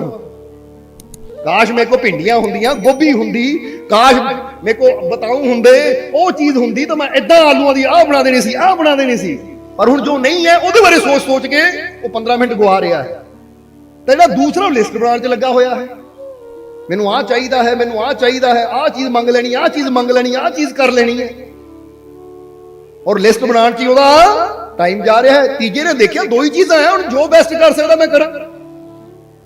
ਉਹਨੇ ਉਹਨਾਂ ਆਲੂਆਂ ਦੇ ਚਿਪਸ ਬਣਾਉਣੇ ਸ਼ੁਰੂ ਕਰ ਦਿੱਤੇ, ਔਰ ਚਿਪਸ ਬਣਾ ਕੇ ਨਮਕ ਪਾ ਕੇ ਜੋ ਅੱਗੇ ਸੀਗੇ ਨਾ ਟੀਚਰ ਜਾਂ ਜੋ ਵੀ ਅੱਗੇ ਮਾਸਟਰ ਬੈਠੇ ਸੀ, ਮਾਸਟਰ ਅੱਗੇ ਰੱਖ ਦਿੱਤੇ ਕਿ ਲਓ ਮਹਾਰਾਜ ਇਹ 15 ਮਿੰਟ ਹੈ, ਜੋ ਮੈਂ ਬੈਸਟ ਕਰ ਸਕਿਆ ਉਹ ਮੈਂ ਕਰ ਦਿੱਤਾ, ਆਹ ਹੈ। ਤਾਂ ਕਹਿੰਦੇ ਉਹਨੂੰ ਇਨਾਮ ਵੀ ਦਿੱਤਾ ਗਿਆ ਔਰ ਉਹਨੂੰ ਇਨਾਮ ਵੀ ਮਿਲਿਆ, 골ਡ ਮੈਡਲ ਵੀ ਮਿਲਿਆ, ਔਰ ਉਹਦਾ ਨਾਮ ਵੀ ਹੋ ਗਿਆ ਕਿ ਇਹਨੂੰ ਅਸੀਂ ਜੋ ਦਿੱਤਾ ਸੀ ਇਹਨਾਂ ਉਹਦਾ ਵੈਸਟ ਕਰ ਲਿਆ। ਹੁਣ ਇਹ ਆਪਸ਼ਨਾਂ ਤਿੰਨਾਂ ਕੋਲ ਹੀ ਸੀ, ਇਹ ਨਹੀਂ ਕਿ ਉਹਦੇ ਇਕੱਲੇ ਕੋਲ ਸੀ।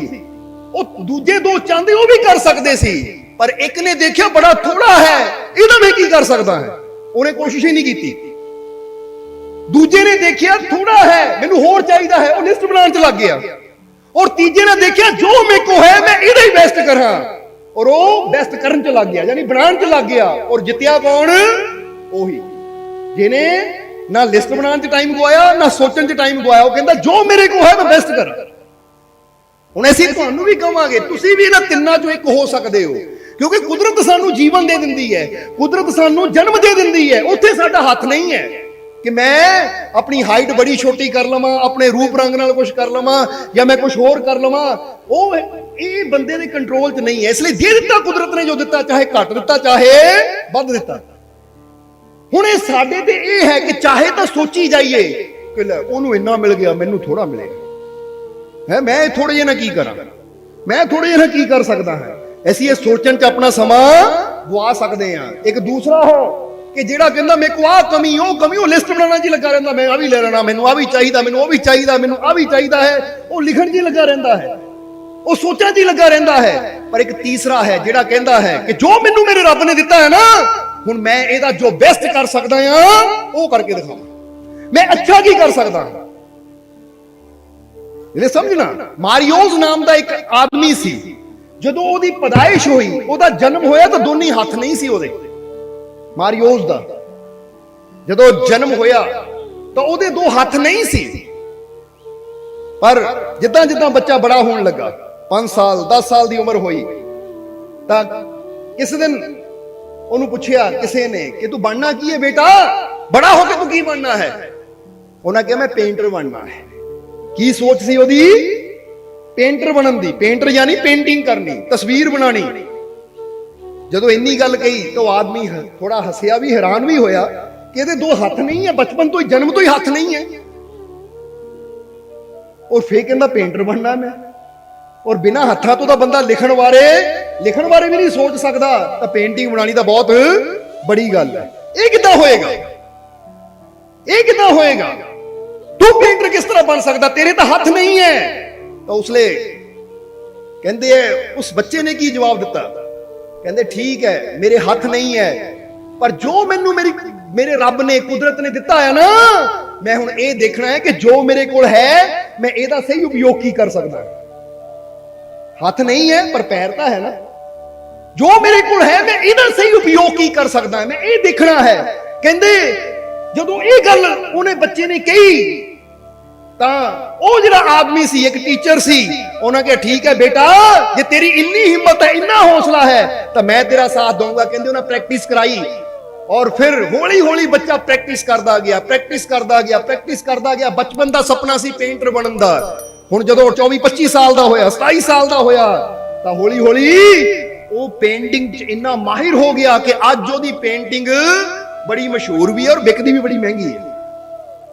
ਜੇ ਤੁਸੀਂ ਕਿਤੇ ਲਿਖੋਗੇ ਨਾ ਮਾਰੀਓਸ ਕਿਜ਼ਰਕੀ, ਉਹਦਾ ਪੂਰਾ ਨਾਮ ਹੈ ਮਾਰੀਓ ਕਿਜ਼ਰਕੀ, ਪੇਂਟਰ ਨਾਲ ਪੇਂਟਰ ਲਿਖ ਦੋਗੇ ਤਾਂ ਉਹਦੀ ਤਸਵੀਰਾਂ ਵੀ ਆ ਜਾਣਗੀਆਂ, ਉਹਦੀ ਤਸਵੀਰ ਆਪਣੀ ਫੋਟੋ ਵੀ ਆ ਜਾਏਗੀ, ਔਰ ਉਹਦੀਆਂ ਬਣਾਈਆਂ ਪੇਂਟਿੰਗਾਂ ਵੀ ਆ ਜਾਣਗੀਆਂ। ਪੇਂਟਿੰਗ ਇੰਨੀ ਸ਼ਾਨਦਾਰ ਹੈ ਉਹਦੀ ਕਿ ਕਦੀ ਦੇਖਿਓ ਜਾ ਕੇ, ਨੈਟ ਅੱਜ ਕੱਲ ਤੁਹਾਡੇ ਜੇਬਾਂ 'ਚ ਹੈ, ਕਿ ਇੰਨੀ ਸ਼ਾਨਦਾਰ ਪੇਂਟਿੰਗ ਕਿ ਦੇਖਣ ਵਾਲਾ ਹੈਰਾਨ ਹੋ ਜਾਂਦਾ, ਇਦਾਂ ਲੱਗਦਾ ਬਸ ਜਾਨ ਪਾਣੀ ਬਾਕੀ ਰਹਿ ਗਈ ਹੈ। ਹੂਬਹੂ ਤਸਵੀਰ ਬਣਾ ਦਿੰਦਾ ਬੰਦੇ ਨੂੰ ਸਾਹਮਣੇ ਬਿਠਾ ਦਿੰਦਾ ਹੈ ਤੇ ਇਦਾਂ ਤਸਵੀਰ ਬਣਾ ਦਿੰਦਾ ਕਿ ਕੋਈ ਕਹਿ ਹੀ ਨਹੀਂ ਸਕਦਾ ਕਿ ਪੇਂਟਿੰਗ ਹੈ ਜਾਂ ਫੋਟੋ ਖਿੱਚੀ ਹੋਈ ਹੈ ਜਾਂ ਕੈਮਰੇ ਦੀ ਫੋਟੋ ਹੈ। ਇੰਨੀ ਜਾਨ ਪਾ ਦਿੰਦਾ ਉਹ। ਹੁਣ ਹੱਥ ਨਹੀਂ ਹੈ ਉਹਦੇ, ਤੇ ਅਸੀਂ ਤੁਹਾਨੂੰ ਕਹੀਏ ਤੁਹਾਡੇ ਕੋਲ ਹੱਥ ਹੈ, ਕੋਈ ਇੱਕੋ ਹੀ ਪੇਂਟਿੰਗ ਬਣਾ ਕੇ ਦਿਖਾ ਦਿਓ ਤਾਂ ਬੰਦੇ ਨਾਲ ਪੇਂਟਿੰਗ ਛੱਡੋ, ਸਿੱਧੀ ਲਾਈਨ ਖਿੱਚਣੀ ਵੀ ਕਈਆਂ ਵਾਸਤੇ ਔਖੀ ਹੋ ਜਾਣੀ ਕਿ ਮੇਰੇ ਤੋਂ ਸਿੱਧੀ ਲਾਈਨ ਨਹੀਂ ਖਿੱਚੀ ਜਾਂਦੀ, ਮੇਰੇ ਤੋਂ ਟੇਢੀ ਲਾਈਨ ਖਿੱਚੀ ਤਾਂ ਉਹ ਵੀ ਵਿੰਗੀ ਹੋ ਜਾਂਦੀ ਹੈ। ਕਿਉਂਕਿ ਜਿਨ੍ਹਾਂ ਨੂੰ ਕਲਾ ਹੀ ਨਹੀਂ ਹੈ ਉਹਨਾਂ ਵਾਸਤੇ ਸਿੱਧੀ ਲਾਈਨ ਖਿੱਚਣਾ ਵੀ ਔਖਾ ਹੈ। ਹੁਣ ਅਸੀਂ ਇਹ ਦੱਸਣਾ ਚਾਹੁੰਦੇ, ਇਸੇ ਲਈ ਤਾਂ ਮਾਰੀਓਸ ਕਹਿੰਦਾ ਹੈ ਕਿ I was born without arm, but I still managed to fulfill my dreams। जरा गौर करना, ਕਹਿੰਦੇ I was born without arm, ਕਿ ਮੈਂ ਬਿਨਾਂ ਹੱਥਾਂ ਤੋਂ ਪੈਦਾ ਹੋਇਆ ਹਾਂ, but I still managed to fulfill my dreams, ਪਰ ਫਿਰ ਵੀ ਮੈਂ ਤਾਕਤ ਰੱਖਦਾ ਹਾਂ ਆਪਣੇ ਸੁਪਨਿਆਂ ਨੂੰ ਪੂਰਾ ਕਰਨ ਦੀ। बेशक मैं बिना हत्थों तो पैदा होया हाँ, पर फिर भी मैं अपने सपने पूरे करन दी शक्ति रखदा, हिम्मत रखदा। तो जरा सोचो, वो बिना हत्थों तो पैदा हो के अपने सपनियां नू पूरा करन दी शक्ति रख सकता है, तो तुहानू तो रब ने सब कुछ कंप्लीट दिता होया, हाथ पैर है, अखा है, कान है, सब कुछ है, पर फिर भी बंदा कहंदा मैं नहीं करदा, मेरे सपने नहीं पूरे हुंदे, या मेरा आ काम नहीं हुंदा, मेरा ओ काम नहीं हुंदा। ਇਹਦਾ मतलब की है कि साडे अंदर चाहत तां है, पर ऐसी वो काम नू करन दी अंदर मेहनत नहीं रखते, जुनून नहीं रखते, लगन नहीं रखते। क्योंकि जिन्हां दे अंदर वाकई एक जुनून होवे, आ मेरी मंजिल है, इसनू पाना है, फिर वो दुनिया दी परवाह नहीं करते, फिर वो अपने आराम दी परवाह नहीं करते, फिर तो इन्नी मेहनत करते कि जब तक मंजिल मिल नहीं जाती वो रुकते नहीं है। जिदा स्वामी विवेकानंद जी ने कहा सी ना, उठो जागो और तब तक मत रुको जब तक तुम्हें अपनी मंजिल मिल ना जाए।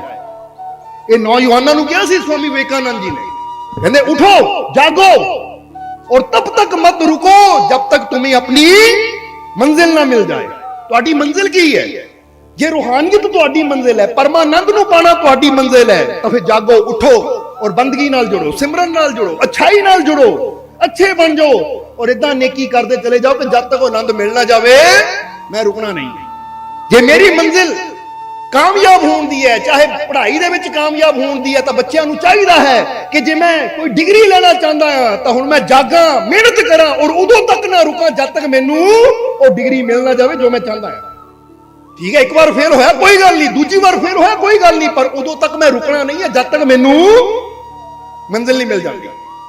ਇੱਕ ਇਨਸਾਨ ਕਹਿੰਦਾ ਮੇਰੇ ਜੀਵਨ 'ਚ ਸ਼ਾਂਤੀ ਚਾਹੀਦੀ ਹੈ, ਮੇਰੇ ਜੀਵਨ 'ਚ ਪਿਆਰ ਚਾਹੀਦਾ ਹੈ, ਤਾਂ ਉਠੋ ਜਾਗੋ ਔਰ ਤਬ ਤੱਕ ਮਤ ਰੁਕੋ ਜਬ ਤੱਕ तुम्हें तुम्हारी मंजिल ना मिल जाए। जे शांति चाहते हो तो जागो, होश में आओ कि शांति प्राप्त करने वास्ते मैं की कर सकता हां, मैं की अपने जीवन के अंदर नियम बना सकता हां, मैं किहड़ियां चीज़ां दा त्याग कर सकदा हां शांति नूं पाण नूं, हुण मैं ओह करां ताकि मैनूं मेरी मंजिल मिल जाए। हुण बंदा की है, बंदा चाहता तो है कामयाबी, चाहता तो है शांति, चाहता तो है खुशी, चाहता तो है परमात्मा नूं पाना, पर ओह सारियां चीज़ां नूं पाण वास्ते जिहड़ा काम करना पैंदा है, जिहड़े नियम अपने जीवन च बनाने पैंदे है, वो नियम बनाने नूं, वो काम करन नूं, मेहनत करन नूं बंदा तैयार नहीं। जिद्दां कोई कहे ना मेरी चाहत है वो गड्डी, मेरे को भी इदां दी गड्डी होवे, उदाहरण दे रहे हैं भाई, इदां दी गड्डी एक खरीद सकदा तो दूजा भी खरीद सकदा है। जे हुण तेरी मंजिल है गड्डी है तो फिर उठ, इन्नी मेहनत कर, रात दी नींद, दिन दा चैन तेरा खत्म हो जावे, बस इदां मेहनत कर, इदां सोच कि मैं की ऐसा करा कि अपनी मंजिल तक पहुंचा, तो चीज एक दिन तेरी होएगी। पर मैं चाह लिया मैनू कोई इदां दी गड्डी चाहिदी है, पुत्त उठ सवेरे 9 बजे काम ते नहीं जाना, नहीं मम्मी सौण नूं दिल करदा है, पर मैनू गड्डी चाहिदी, ते गड्डी दा सपना देख रहा, मैनू सौण दे, मैनू मैं गड्डी देखनी है, मर्सिडीज दी गड्डी देख रहा मैं पूरी नींद विच। पुत्त सपनियां नाल गड्डी नहीं आनी, ਉਹਦੇ ਵਾਸਤੇ ਮਿਹਨਤ ਕਰਨੀ ਪੈਣੀ ਹੈ, ਜਾਗਣਾ ਪੈਣਾ ਹੈ। ਸੁਪਨਿਆਂ ਨਾਲ ਪਰਮਾਤਮਾ ਨਹੀਂ ਆਣਾ, ਸੁਪਨਿਆਂ ਨਾਲ ਮੰਜ਼ਿਲ ਨਹੀਂ ਮਿਲਣੀ, ਸੁਪਨਿਆਂ ਨਾਲ ਜੀਵਨ 'ਚ ਆਨੰਦ ਨਹੀਂ ਆਣਾ। ਸੁਪਨਾ ਦੇਖੋ ਪਰ ਫਿਰ ਉਹਨੂੰ ਪੂਰਾ ਕਰਨ ਦੀ ਖਾਤਰ ਮਿਹਨਤ ਕਰੋ। ਤਾਂ ਹੀ ਤਾਂ ਉਹਨੇ ਕਿਹਾ ਉਠੋ ਜਾਗੋ, ਇਹਦਾ ਮਤਲਬ ਪਹਿਲਾਂ ਸੁੱਤੇ ਹੋ, ਸੁਪਨਾ ਦੇਖ ਰਹੇ ਹੋ, ਹੁਣ ਸੁਪਨਾ ਦੇਖ ਲਿਆ, ਹੁਣ ਉਠੋ ਜਾਗੋ ਔਰ ਮਿਹਨਤ ਕਰੋ ਔਰ ਉਦੋਂ ਤੱਕ ਨਾ ਰੁਕੋ ਜਦ ਤੱਕ ਮੰਜ਼ਿਲ ਮਿਲ ਨਾ ਜਾਵੇ। ਸਮਝਦੇ ਹੋ? ਹੁਣ ਏਦਾਂ ਸਮਝ ਲੈ ਕਿ ਬੰਦੇ ਨੇ ਦਿੱਲੀ ਜਾਣਾ ਹੈ, ਉਹ 2 ਕਿਲੋਮੀਟਰ ਜਾਂਦਾ ਫਿਰ ਸੌ ਜਾਂਦਾ ਹੈ, ਉਹ 2 ਕਿਲੋਮੀਟਰ ਤੁਰਦਾ ਫਿਰ ਸੌ ਜਾਂਦਾ ਹੈ, ਫਿਰ 2 ਕਿਲੋਮੀਟਰ ਤੁਰਦਾ ਫਿਰ ਸੌ ਜਾਂਦਾ ਹੈ। ਹੁਣ ਕੋਈ ਪਤਾ ਨਹੀਂ ਇਹਨਾਂ ਪਹੁੰਚਣਾ ਵੀ ਹੈ ਜਾਂ ਨਹੀਂ, ਕਿਤੇ ਸੁੱਤਾ ਮਾਰੀ ਨਾ ਜਾਵੇ। ਸਮਝਦੇ ਹੋ ਕਿ ਨਹੀਂ?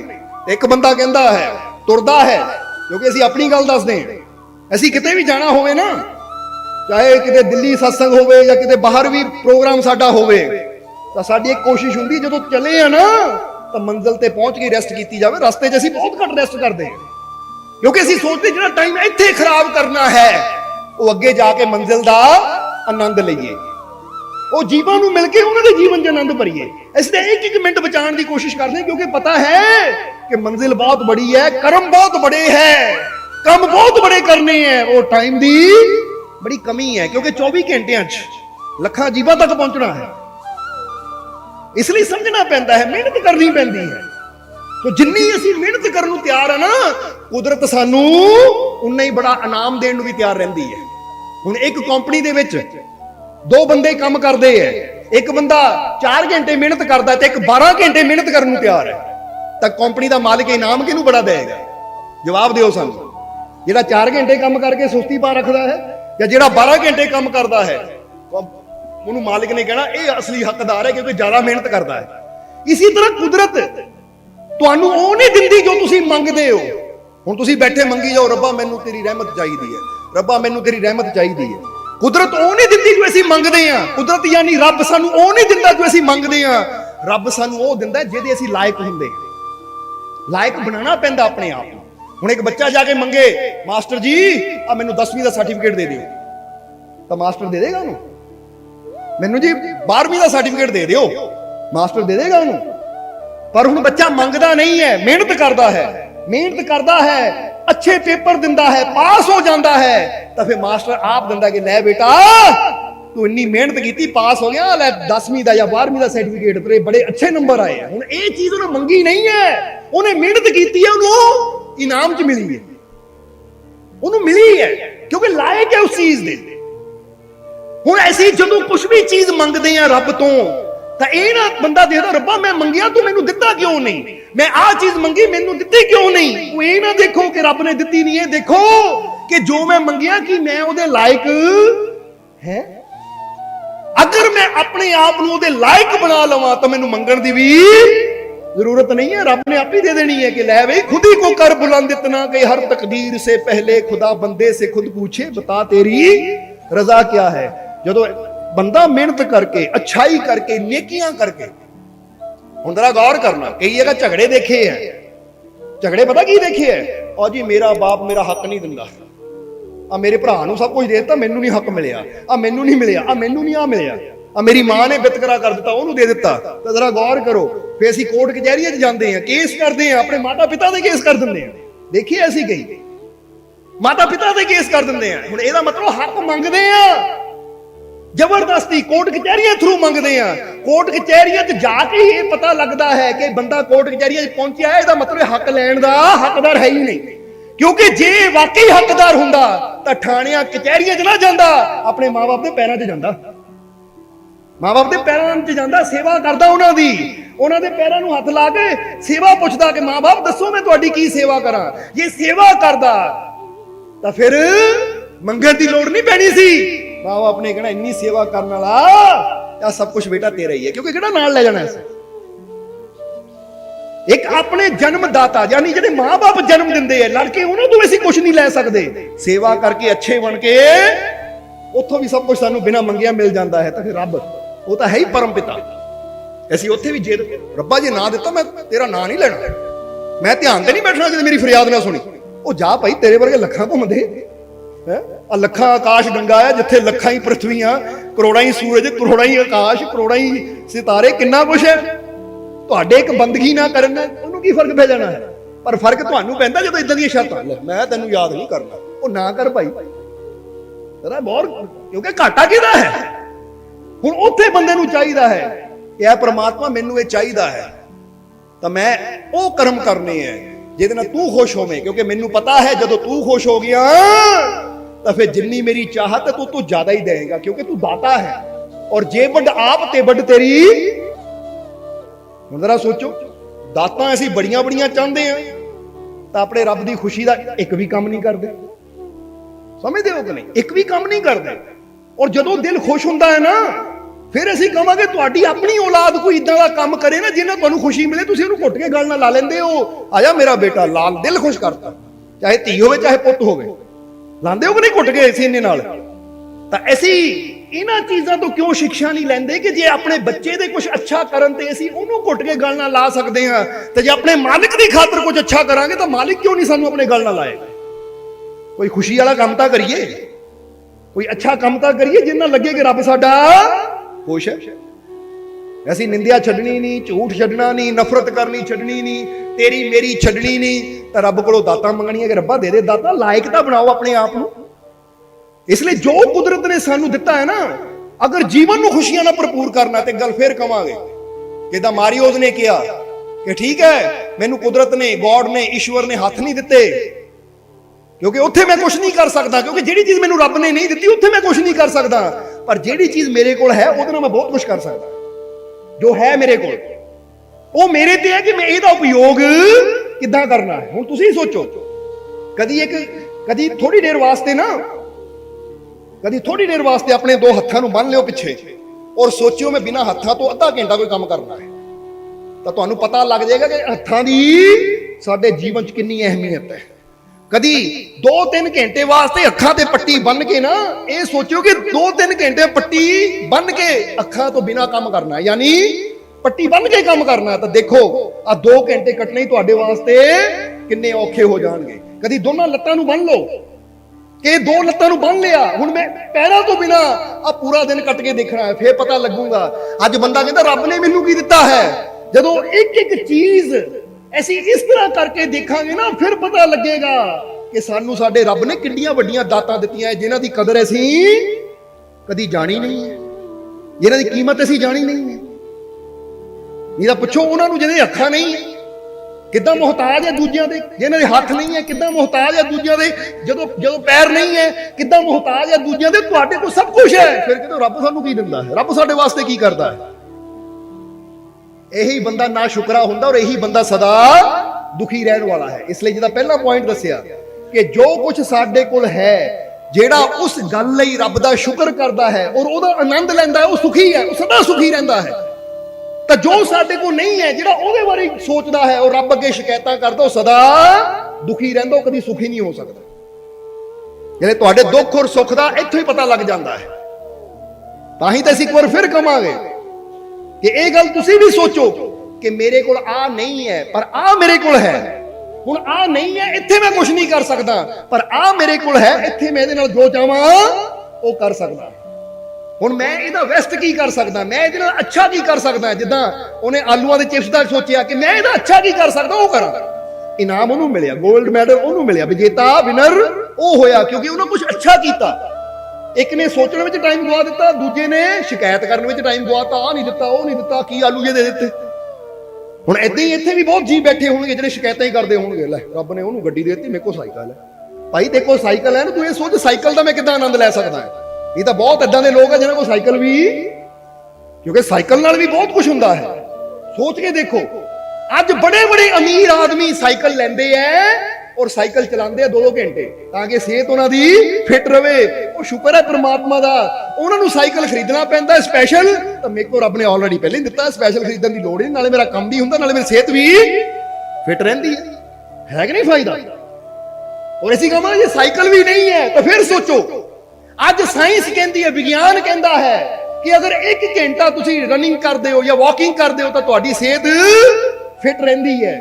ਰਨਿੰਗ ਦਾ ਮਤਲਬ ਨਹੀਂ ਤੇਜ਼ ਦੌੜਨਾ, ਜੋਗਿੰਗ ਕਰਨੀ ਹੌਲੀ ਹੌਲੀ, ਅੱਧਾ ਘੰਟਾ ਜੋਗਿੰਗ ਜਾਂ 1 ਘੰਟੇ ਦੀ ਵਾਕ ਅਗਰ ਤੁਸੀਂ ਰੋਜ਼ ਕਰਦੇ ਹੋ, ਤੁਹਾਡਾ ਬੀਪੀ, ਤੁਹਾਡੀ ਸ਼ੂਗਰ ਕੰਟਰੋਲ 'ਚ ਆਣੀ ਸ਼ੁਰੂ ਹੋ ਜਾਂਦੀ ਹੈ। ਹੁਣ ਸੋਚੋ ਮੇਰੇ ਕੋਲ ਸਾਈਕਲ ਨਹੀਂ ਹੈ, ਸ਼ੁਕਰ ਹੈ ਰੱਬਾ, ਕਿਉਂਕਿ ਤੂੰ ਚਾਹੁੰਦਾ ਹੈ ਕਿ ਮੈਂ ਸਦਾ ਫਿੱਟ ਰਹਾਂ, ਤਾਂ ਹੀ ਤਾਂ ਮੈਂ ਪੈਦਲ ਤੁਰਿਆ। ਕਮਾਲ ਦੀ ਗੱਲ ਹੈ, ਮੇਰੇ ਰੱਬ ਨੇ ਇਹ ਇੱਕ ਇਨਾਮ ਦਿੱਤਾ ਮੈਨੂੰ, ਸਮਝ ਲਿਓ ਕਿ ਨਹੀਂ। ਹੁਣ ਇਹ ਤੂੰ ਸਮਝਣਾ ਕੀ ਹੈ ਕਿ ਜੋ ਚੀਜ਼ ਸਾਡੇ ਕੋਲ ਹੈ ਅਸੀਂ ਉਹਦਾ ਆਨੰਦ ਲੈਣਾ ਹੈ। ਉਹ ਸਮਝਦੇ ਹੋ ਕਿ ਨਹੀਂ।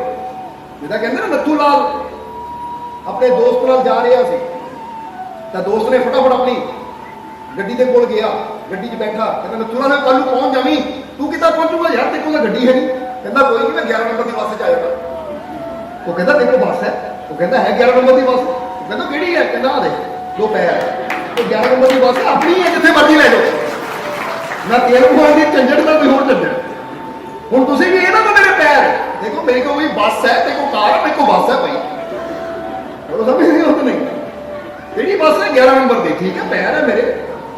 ਹੁਣ ਜ਼ਰਾ ਸੋਚੋ, ਇਹ ਪੈਰ ਨਾ ਹੁੰਦੇ ਔਰ 10 ਕਰੋੜ ਦੀ ਗੱਡੀ ਸਾਹਮਣੇ ਹੁੰਦੀ, ਕੀ ਕਰਨਾ ਇਸ ਤਰ੍ਹਾਂ। ਨਾ ਰੇਸ ਪਾਣੀ ਸੀ, ਨਾ ਬ੍ਰੇਕ ਦਵਾਣੀ ਸੀ। ਇਸ ਦਾ ਮਤਲਬ ਗੱਡੀ ਨਾਲੋਂ ਜ਼ਿਆਦਾ ਤੁਹਾਡੀ ਹੈਲਥ ਜ਼ਰੂਰੀ ਹੈ। ਠੀਕ ਹੈ, ਉਹ ਸਾਧਨ ਹੈ, ਹੌਲੀ ਹੌਲੀ ਮਿਹਨਤ ਕਰੋਗੇ ਆ ਜਾਣਗੇ, ਪਰ ਜਦ ਤੱਕ ਨਹੀਂ ਹੈ ਉਹਨਾਂ ਬਾਰੇ ਸੋਚੀ ਜਾਈਏ, ਦੁਖੀ ਹੋਈ ਜਾਈਏ ਔਰ ਆਪਣਾ ਸਮਾਂ ਗਵਾਈ ਜਾਈਏ, ਇਹ ਮੂਰਖਤਾ ਹੈ।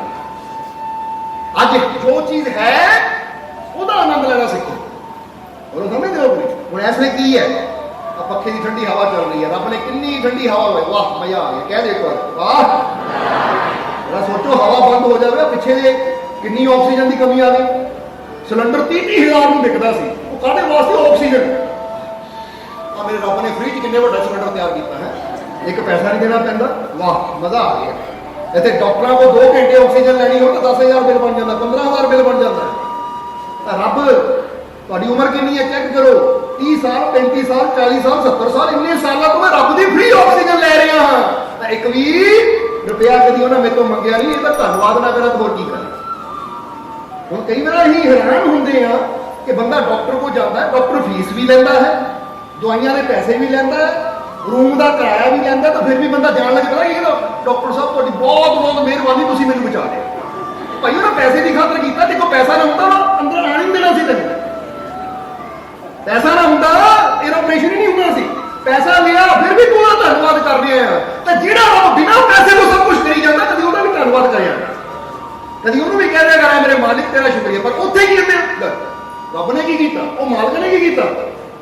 ਤਾਂ ਡਾਕਟਰ ਜਿਹੜਾ ਲੱਖਾਂ ਰੁਪਇਆ ਫੀਸ ਲੈਂਦਾ, ਹਾਂ ਡਾਕਟਰ ਸਾਹਿਬ ਨੇ ਸਭ ਕੁਝ ਕੀਤਾ, ਇਹ ਡਾਕਟਰ ਸਾਹਿਬ ਨੇ ਸਭ ਕੁਝ ਕੀਤਾ।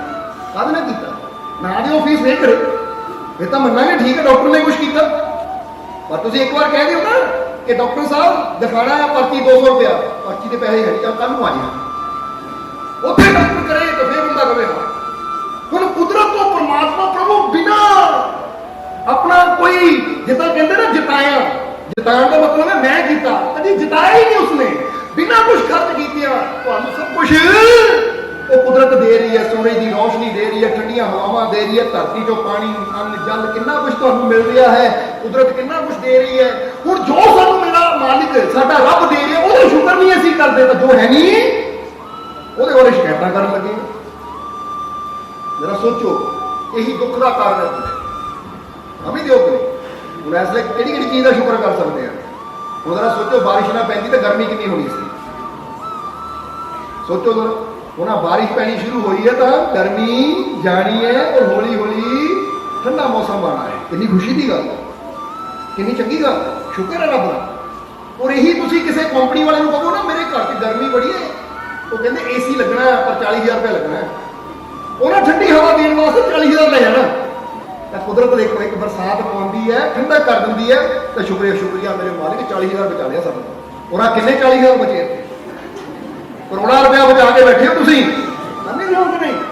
ਫਿਰ ਸ਼ੁਕਰ ਕਰੀਏ ਆਪਣੇ ਮਾਲਿਕ, ਧੰਨਵਾਦ ਕਰੀਏ ਆਪਣੇ ਮਾਲਿਕ ਦਾ। ਇਸ ਲਈ ਇਹ ਨਾ ਦੇਖੋ ਕਿ ਤੁਹਾਡੇ ਕੋਲ ਕੀ ਨਹੀਂ ਹੈ, ਇਹ ਦੇਖੋ ਕਿ ਜੋ ਮੇਰੇ ਕੋਲ ਹੈ ਇਹਦੇ ਨਾਲ ਮੈਂ ਬੈਸਟ ਕੀ ਕਰ ਸਕਦਾ, ਇਹਦੇ ਨਾਲ ਮੈਂ ਖੁਸ਼ੀ ਕਿੱਦਾਂ ਲੈ ਸਕਦਾ, ਇਹਦੇ ਨਾਲ ਮੈਂ ਆਨੰਦ ਕਿੱਦਾਂ ਲੈ ਸਕਦਾ।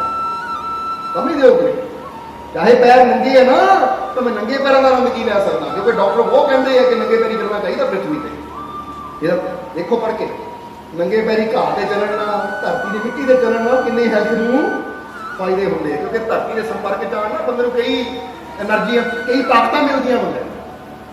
ਇਹਦਾ ਸਮਝਣਾ ਕਿ ਹਰ ਚੀਜ਼ ਵਾਸਤੇ ਅਸੀਂ ਆਪਣੇ ਮਾਲਿਕ ਦਾ ਸ਼ੁਕਰੀਆ ਕਰੀਏ। ਇਸ ਲਈ ਇੱਕ ਵਾਰ ਫਿਰ ਯਾਦ ਦਿਲਾਵਾਂਗੇ ਕਿ ਤੁਸੀਂ ਵੀ ਇਹ ਯਾਦ ਰੱਖਣਾ ਹੈ ਕਿ I was born without arm, but ਜਰਾ ਗੌਰ ਕਰਨਾ, I still manage to fulfil my dreams, ਪਰ ਫਿਰ ਵੀ ਮੈਂ ਬੇਸ਼ੱਕ ਬਿਨਾਂ ਬਾਹਾਂ ਤੋਂ ਪੈਦਾ ਹੋਇਆ ਹਾਂ, ਪਰ ਫਿਰ ਵੀ ਮੈਂ ਆਪਣੇ ਸੁਪਨਿਆਂ ਨੂੰ ਪੂਰਾ ਕਰਨ ਦੀ ਹਿੰਮਤ ਰੱਖਦਾ, ਹੌਸਲਾ ਰੱਖਦਾ, ਫਿਰ ਵੀ ਮੈਂ ਆਪਣੇ ਸੁਪਨੇ ਪੂਰੇ ਕਰ ਰਿਹਾ।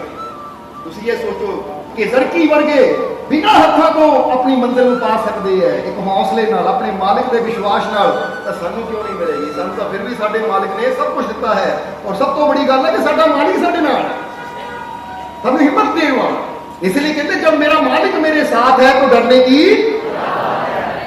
काहदा डर, इसलिए तो सारे डर छड़ दो।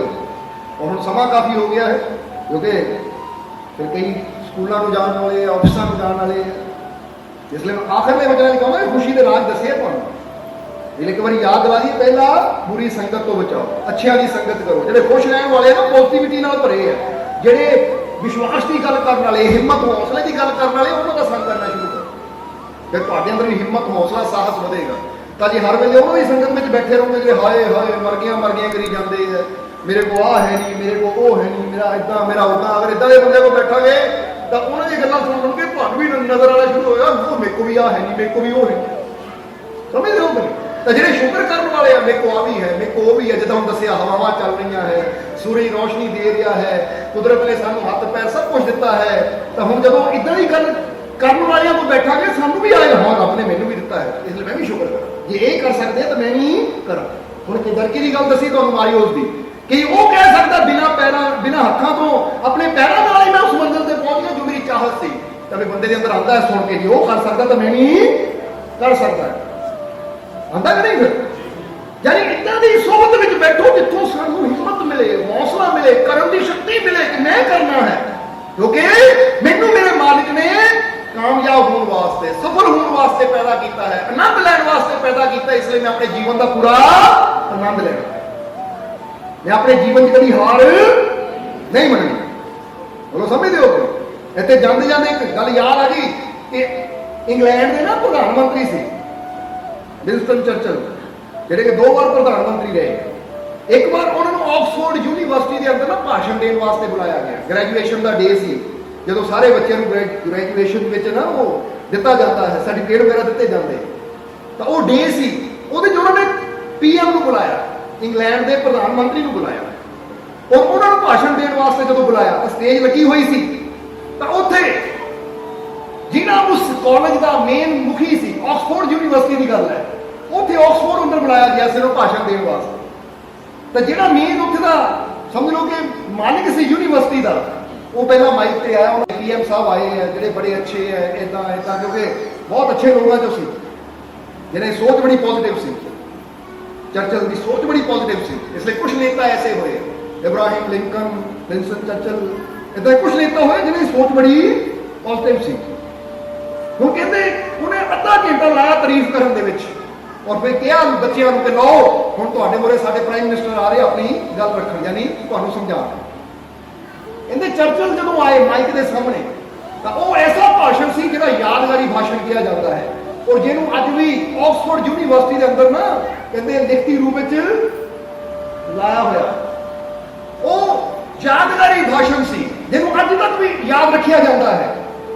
ਪਰ ਉਹ ਸੀਗਾ ਕਿੰਨੀ ਦੇਰ ਦਾ? ਸਿਰਫ 30 ਸੈਕਿੰਡ ਦਾ। ਕਿੰਨੀ ਦੇਰ ਦਾ ਭਾਸ਼ਣ ਸੀ? ਸਿਰਫ 30 ਸੈਕਿੰਡ ਦਾ। ਹੁਣ 30 ਸੈਕਿੰਡ ਦੇ ਭਾਸ਼ਣ ਤੋਂ ਇਦਾਂ ਉਹਨਾਂ ਨੇ ਬਣਾ ਦਿੱਤਾ ਕਿ ਅੱਜ ਵੀ ਯਾਦ ਕੀਤਾ ਜਾਂਦਾ ਹੈ। ਹੁਣ 30 ਸੈਕਿੰਡ ਦਾ ਭਾਸ਼ਣ, ਯਾਨੀ 1 2 3 4 30 ਸੈਕਿੰਡ ਦੇ ਨਿਕਲ ਜਾਂਦੇ। ਕੀ ਕਿਹਾ ਚਰਚਲ ਨੇ? ਜਿੱਦਾਂ ਹੀ ਮਾਈਕ ਮੂਹਰੇ ਆਏ, ਉਹਨਾਂ ਨੇ ਸਟੂਡੈਂਟ ਨੂੰ ਦੇਖਿਆ ਤਾਂ ਫਿਰ ਇੱਕੋ ਹੀ ਗੱਲ ਉਹਨਾਂ ਨੇ ਕਹੀ ਕਿ never give up in life, never never never. ਫਿਰ ਦੂਜੀ ਵਾਰ ਬੱਚਿਆਂ ਨੂੰ ਦੇਖਿਆ, ਪੂਰੇ ਜੋਸ਼ ਨਾਲ ਕਿਹਾ ਕਿ ਮੇਰੇ ਨਾਲ ਬੋਲੋ, never give up in life, never never never. ਬਸ ਇਹੀ ਗੱਲਾਂ ਕਹੀਏ 30 ਸੈਕਿੰਡ ਅੰਦਰ ਔਰ ਚਲੇ ਗਏ। ਪਰ ਕਹਿੰਦੇ ਤਾੜੀਆਂ ਵੱਜਦੀਆਂ ਰਹੀਆਂ। ਇਹਦਾ ਮਤਲਬ ਕੀ ਹੈ? Never give up in life, never never never ਮਤਲਬ ਹੈ ਕਿ ਜ਼ਿੰਦਗੀ 'ਚ ਕਦੀ ਹਾਰ ਨਾ ਮੰਨੋ, ਕਦੀ ਨਹੀਂ, ਕਦੀ ਨਹੀਂ, ਕਦੀ ਨਹੀਂ। ਹੁਣ ਤੁਸੀਂ ਵੀ ਕਹਿ ਰਹੇ ਹੋ ਜ਼ਿੰਦਗੀ 'ਚ ਕਦੀ ਹਾਰ ਨਾ ਮੰਨੋ।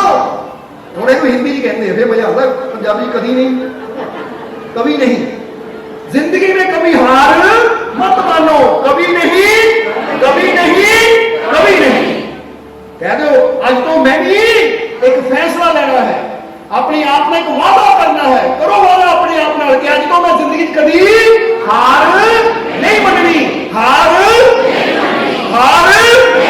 चाहे कोई बीमारी होवे, चाहे कोई परेशानी होवे, चाहे कोई हालात होवे माड़ा, पर मैं हार नहीं मननी। अपनी हिम्मत को, अपने हौसले को, अपने विश्वास को इतना बढ़ाना है कि जब तक मेरे श्वास चलते रहेंगे मैं एक हारे हुए की नहीं, एक विजेता वाली जिंदगी जीनी है। विजेता वाली मतलब कि विजेता का मतलब ये नहीं होता जिहड़ा लड़के जित गया। विजेता का मतलब ये होता जिहड़ा लड़ता जाता है, लड़ता जाता है, लड़ते लड़ते मर भी सक जाता है, पर कभी हार नहीं मनता। हुण झांसी की रानी में तुसीं की कहोगे? विजेता कहोगे या हारी हुई कहोगे? बेशक लड़ते लड़ते मर गई, पर विजेता का मतलब है आखिरी श्वास तक तलवार ਉਹਦੇ ਹੱਥ 'ਚ ਸੀ। ਉਹਨੇ ਹੱਥ ਨਹੀਂ ਜੋੜੇ ਕਿ ਮਾਫ ਕਰ ਦਿਓ, ਛੱਡ ਦਿਓ ਮੈਨੂੰ, ਜਾਣ ਦਿਓ ਮੈਨੂੰ, ਬਖਸ਼ ਦਿਓ ਮੇਰੀ ਜਾਨ। ਨਹੀਂ, ਜਾਨ ਦੇ ਦਿੱਤੀ ਪਰ ਦੁਸ਼ਮਣਾਂ ਨਾਲ ਲੜਦੀ ਰਹੀ। ਅਸੀਂ ਕਹਾਂਗੇ ਅਸਲੀ ਵਿਜੇਤਾ ਇਹ ਹੈ। ਸਮਝਦੇ ਹੋ ਕਿ ਨਹੀਂ? ਸੋ ਤੁਹਾਡੇ ਜੀਵਨ 'ਚ ਜਿੱਦਾਂ ਦੇ ਮਰਜ਼ੀ ਹਾਲਾਤ ਹੋਣ, ਬਿਮਾਰੀ ਹੋਵੇ, ਤਕਲੀਫ ਹੋਵੇ, ਦੁੱਖ ਹੋਵੇ, ਹਾਰ ਮੰਨੋ ਨਾ ਕਦੀ ਵੀ। ਬਲਕਿ ਇਹ ਕਹੋ ਜਦ ਤੱਕ ਮੇਰੇ ਸਵਾਸ ਚੱਲ ਰਹੇ ਆ ਮੈਂ हर तरह के हालात नाल, हर तरह की बीमारी नाल, हर तरह की मुश्किल नाल लड़ना है। गिव अप नहीं करना। गिव अप का मतलब है हार के नहीं बैठना, निराश होकर नहीं बैठना। समझ आ गई कि नहीं साडी गल? क्योंकि तुसी उस बाप दे बच्चे हो। अच्छा एक गल दसो सानू कि वो भगवान कदी हारिया? इतिहास की कोई भी घटना पढ़ के देख लो, भगवान की जेड़े भगवान नाल जुड़े आ वो नहीं कदी हारे। श्री कृष्ण जित होई कि नहीं उन्होंने? महाभारत राम जित होई कि नहीं?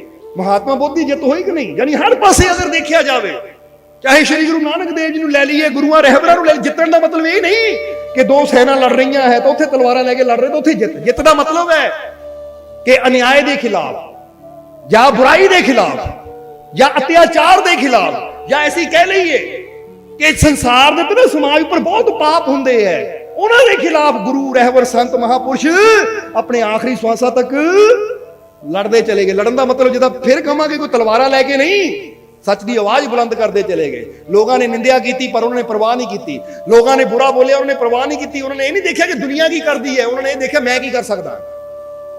क्योंकि ਅਸੀਂ ਦੂਜੇ ਨੂੰ ਨਹੀਂ ਕੰਟਰੋਲ ਕਰ ਸਕਦੇ, ਆਪਣੇ ਆਪ ਨੂੰ ਕੰਟਰੋਲ ਕਰ ਸਕਦੇ। ਮੈਂ ਅੱਛਾ, ਇਸ ਲਈ ਅੱਜ ਤੋਂ never give up in life, never never never.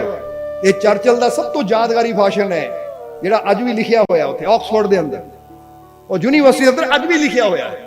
ਔਰ ਬੱਚਿਆਂ ਨੂੰ ਦੱਸਿਆ ਜਾਂਦਾ ਹੈ ਕਿ ਜ਼ਿੰਦਗੀ 'ਚ ਕਦੀ ਜੇ ਫੇਲ ਵੀ ਹੋ ਜਾਵੋ ਤਾਂ ਵੀ हार ना मनो, दोबारा लगो, उठो, जागो और तब तक मत रुको जब तक तुम्हें अपनी मंजिल ना मिल जाए। समझ आ गई कि नहीं? इसलिए मालिक दे बच्चे हो, और जब मेरा मालिक मेरे साथ है तो डरने की